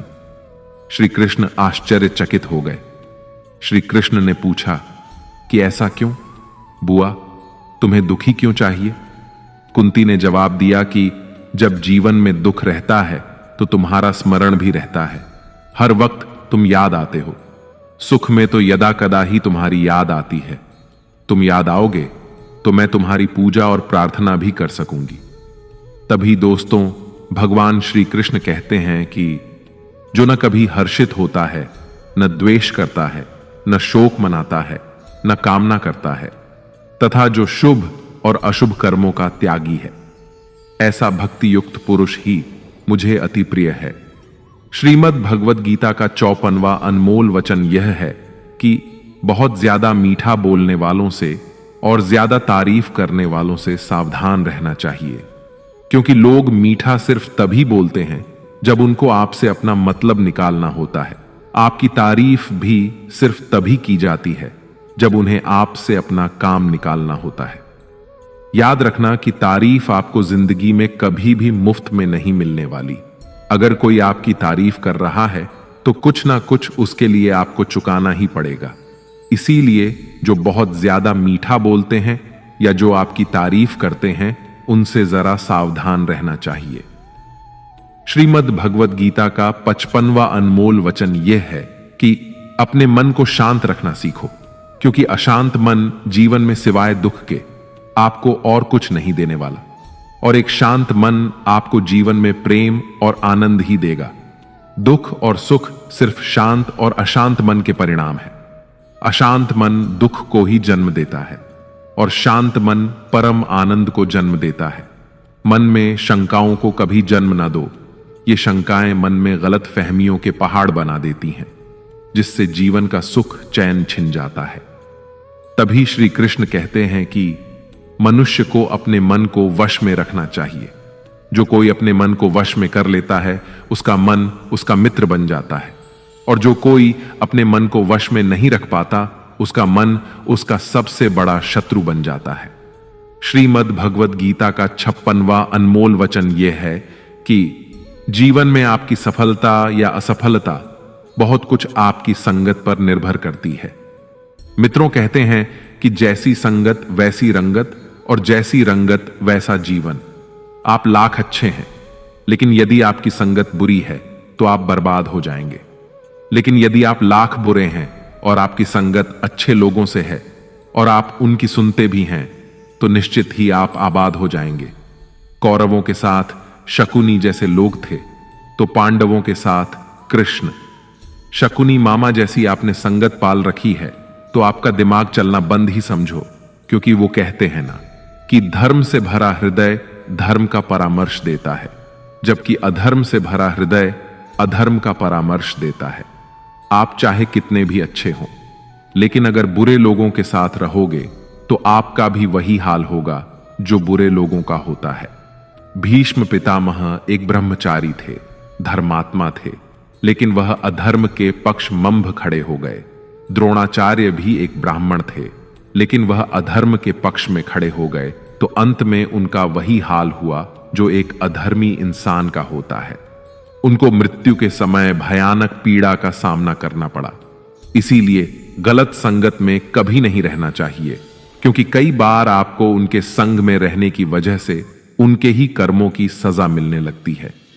फिर आपको समझ नहीं आता कि मैंने तो कुछ किया भी नहीं, मैं तो सिर्फ उनके साथ रहता हूं, मुझे दुख क्यों मिला। बुरे लोगों का संग आपकी जिंदगी में कभी खुशी नहीं लाएगा, इसलिए हमेशा अच्छी संगत में रहना चाहिए। श्रीमद् भगवद गीता का 57वां अनमोल वचन यह है कि जीवन में जो भी कार्य करें उसमें पारंगत बने, अर्थात अपने कार्य के मास्टर बने, उसका पूरा ज्ञान अर्जित करे। कहते हैं कि अधूरा ज्ञान सबसे खतरनाक होता है। इस बात का उदाहरण है अभिमन्यु। अभिमन्यु बहुत ही वीर और बहादुर योद्धा था, लेकिन उसकी मृत्यु जिस परिस्थिति में हुई उसके बारे में सभी जानते हैं। मुसीबत के समय यह अधूरा ज्ञान किसी भी काम का नहीं रहता है। आप अपने ज्ञान में निपुणता प्राप्त करें। आपको किसी एक विषय में तो दक्षता हासिल होनी ही चाहिए। इसलिए भगवान श्री कृष्ण कहते हैं, हे अर्जुन, तुम आध्यात्मिक गुरु के पास जाकर सत्य को जानने का प्रयास करो। विनम्र होकर उनसे ज्ञान प्राप्त करने की जिज्ञासा प्रकट करते हुए उनसे ज्ञान प्राप्त करो। जिस प्रकार जलते हुए छोटे से दिए की रोशनी से प्रचंड अंधकार भी समाप्त हो जाता है, उसी प्रकार जब आप मन में मौजूद अज्ञानता से भरे अंधकार रूपी कमरे में सकारात्मक सोच का तेल डालकर ज्ञान का प्रकाश उजागर करेंगे, तो अज्ञानता रूपी समक्ष अंधकार स्वतः ही समाप्त हो जाता है। श्रीमद् भगवद गीता का 58वां अनमोल वचन यह है कि फल की आशा से कर्म करने वाले मनुष्य का मन कभी शांत व संतुष्ट नहीं रहेगा, क्योंकि उसकी लालसा हर नए शिखर पर पहुंचती ही रहेगी। ऐसे में उसका मन कभी संतुष्टि का आनंद नहीं भोग पाएगा। जब व्यक्ति फल की अभिलाषा हेतु कर्म करता है और फिर जब उसे उम्मीदों के अनुसार फल की प्राप्ति नहीं हो पाती है, तो वह निराश और दुखी हो जाता है। भगवान श्री कृष्ण अर्जुन से कहते हैं, तुम स्वयं को मुझ में समर्पित कर दो, ईश्वर पर भरोसा रखो और निस्वार्थ, निश्चल, निष्पाप और निष्पक्ष होकर बिना फल की अभिलाषा के कर्म करते जाओ। तुम्हारा जीवन सुख और संतुष्टि से भर जाएगा। देखना, दुख कभी तुम्हें छू नहीं पाएगा और मोक्ष की प्राप्ति हो जाएगी। बार बार जन्म लेने वाली अनंत इच्छाएं मनुष्य को अपनी इंद्रियों का गुलाम बना देती हैं। कर्म अच्छा हुआ तो फल अवश्य मिलेगा और कर्म बुरा हुआ तो दंड भी अवश्य मिलेगा। मैं भूतकाल, वर्तमान और भविष्य में होने वाली प्रत्येक घटना के हर परिणाम को देख सकता हूं।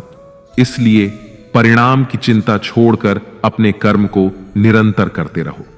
कर्म अच्छा हो या बुरा, वे तब तक पीछा नहीं छोड़ते जब तक वह कर्म करने वाले को फल की प्राप्ति नहीं हो जाती, यानी जब तक कर्म करने वाला अपने कर्म के परिणामों को पूर्ण रूप से भोग ना ले। किसी को समय से पहले और भाग्य से अधिक नहीं मिल पाता। श्रीमद् भगवद गीता का 59वां अनमोल वचन यह है कि हर काम को समझदारी से करना ही योग्य होता है। कई लोग काम तो करते हैं, लेकिन उन्हें हासिल कुछ नहीं होता। बहुत से लोग कहते हैं कि हम तो मेहनत बहुत करते हैं, तब भी जिंदगी में सफलता हासिल नहीं हो रही है। लेकिन सच्चाई यह है कि बहुत कुछ करने से, बहुत मेहनत करने से आपको सफलता नहीं मिलेगी, लेकिन सही तरीके से, सही समझ के साथ काम करने से आपको जिंदगी में सफलता अवश्य मिलेगी। भगवान श्री कृष्ण कहते हैं कि मनुष्य को योग में स्थित होकर, एकाग्रचित होकर अपना कर्म करना चाहिए। मन को एकाग्र करने से मनुष्य को सही और गलत कार्य में अंतर समझ में आने लगता है, जिससे मनुष्य सही मार्ग का अनुसरण करके अपना जीवन सफल बना सकता है। श्रीमद् भगवद गीता का 60वां अनमोल वचन यह है कि भगवान श्री कृष्ण यह कहते हैं कि जो लोग उनकी इन दिव्य शिक्षाओं पर विश्वास नहीं करते, वे इस संसार के सुख दुख के चक्र से कभी मुक्त नहीं हो पाते। ऐसे लोगों की जीवन यात्रा कुछ समय के लिए खुशी से भरी हो सकती है, लेकिन फिर अचानक कोई दुख आकर उन्हें तोड़ देता है। फिर कुछ समय के लिए खुशी वापस आती है और वे सब कुछ भूल जाते हैं, लेकिन कुछ ही समय में फिर से कोई समस्या उत्पन्न हो जाती है। इस तरह उनका जीवन सुख और दुख के चक्र में फंसा रहता है। लेकिन जो लोग गीता की इन शिक्षाओं को अपना लेते हैं, उन पर विश्वास करते हैं और उन्हें अपने जीवन में लागू करते हैं, वे मानसिक रूप से बेहद सशक्त हो जाते हैं। जीवन की समस्याएं उनके मन पर उतना असर नहीं डालती। ऐसे व्यक्ति हर छोटे दुख में दुखी नहीं होते और न ही छोटी छोटी खुशियों में खुद को खो देते हैं। भगवत गीता का असली संदेश यही है कि हमें जीवन के हर सुख और दुख का सामना कैसे करना चाहिए। यह हमें सिखाती है कि संतुलित मन और धैर्य के साथ हर परिस्थिति में जीने की कला कैसे विकसित की जा सकती है। गीता की शिक्षाओं को मानने वाला व्यक्ति इस संसार के उतार चढ़ाव से प्रभावित हुए बिना शांति और स्थिरता के साथ जीवन व्यतीत करता है। दोस्तों, भगवत गीता में श्री कृष्ण कहते हैं कि जीवन का एकमात्र उद्देश्य परोपकार और भक्ति करना है। जरूरतमंद की निस्वार्थ मदद करना है। जो व्यक्ति निरंतर और अविचलित भाव से भगवान के रूप में मेरा स्मरण करता है, वह मुझको अवश्य ही पा लेता है। कोई आपके साथ बुरा करता है तो आपको उसके लिए चिंतित नहीं होना चाहिए, क्योंकि कर्म और समय उसका हिसाब खुद ही कर देगा। जीवन में वही मनुष्य संतुष्ट रह सकता है जो कम से कम में भी खुश है और अधिक पाने या होने की लालसा नहीं रखता। प्रेम पीड़ा नहीं देता, बल्कि ऐसे इंसान से प्रेम करना पीड़ा देता है जिसे आपके प्रेम की कद्र नहीं होती। तो प्रेम सिर्फ उसी इंसान से करे जिसे आपके प्रेम की कदर है। जहां आपको यह एहसास हो जाए कि आपके प्रेम की, आपकी भावनाओं की कदर नहीं है, वहां से आप कृपया करके खुद को दूर ही रखें। मित्रों, आशा है आज के इस वीडियो से आपको कई प्रश्नों के उत्तर जरूर मिले होंगे और आपको हमारा यह प्रयास अवश्य पसंद आया होगा। आपसे अनुरोध है कि आप इस वीडियो को लाइक करें और अपने अधिक से अधिक परिजनों के साथ इसे शेयर करें। अगर आप हमारे चैनल पर नए हैं तो चैनल को सब्सक्राइब करके घंटी को ऑल पर सेट कर लें और कमेंट बॉक्स में जय श्री राधे कृष्ण लिखकर परमात्मा को अपना आभार और प्रेम व्यक्त करना ना भूलें। जय श्री राधे कृष्ण। राधे राधे।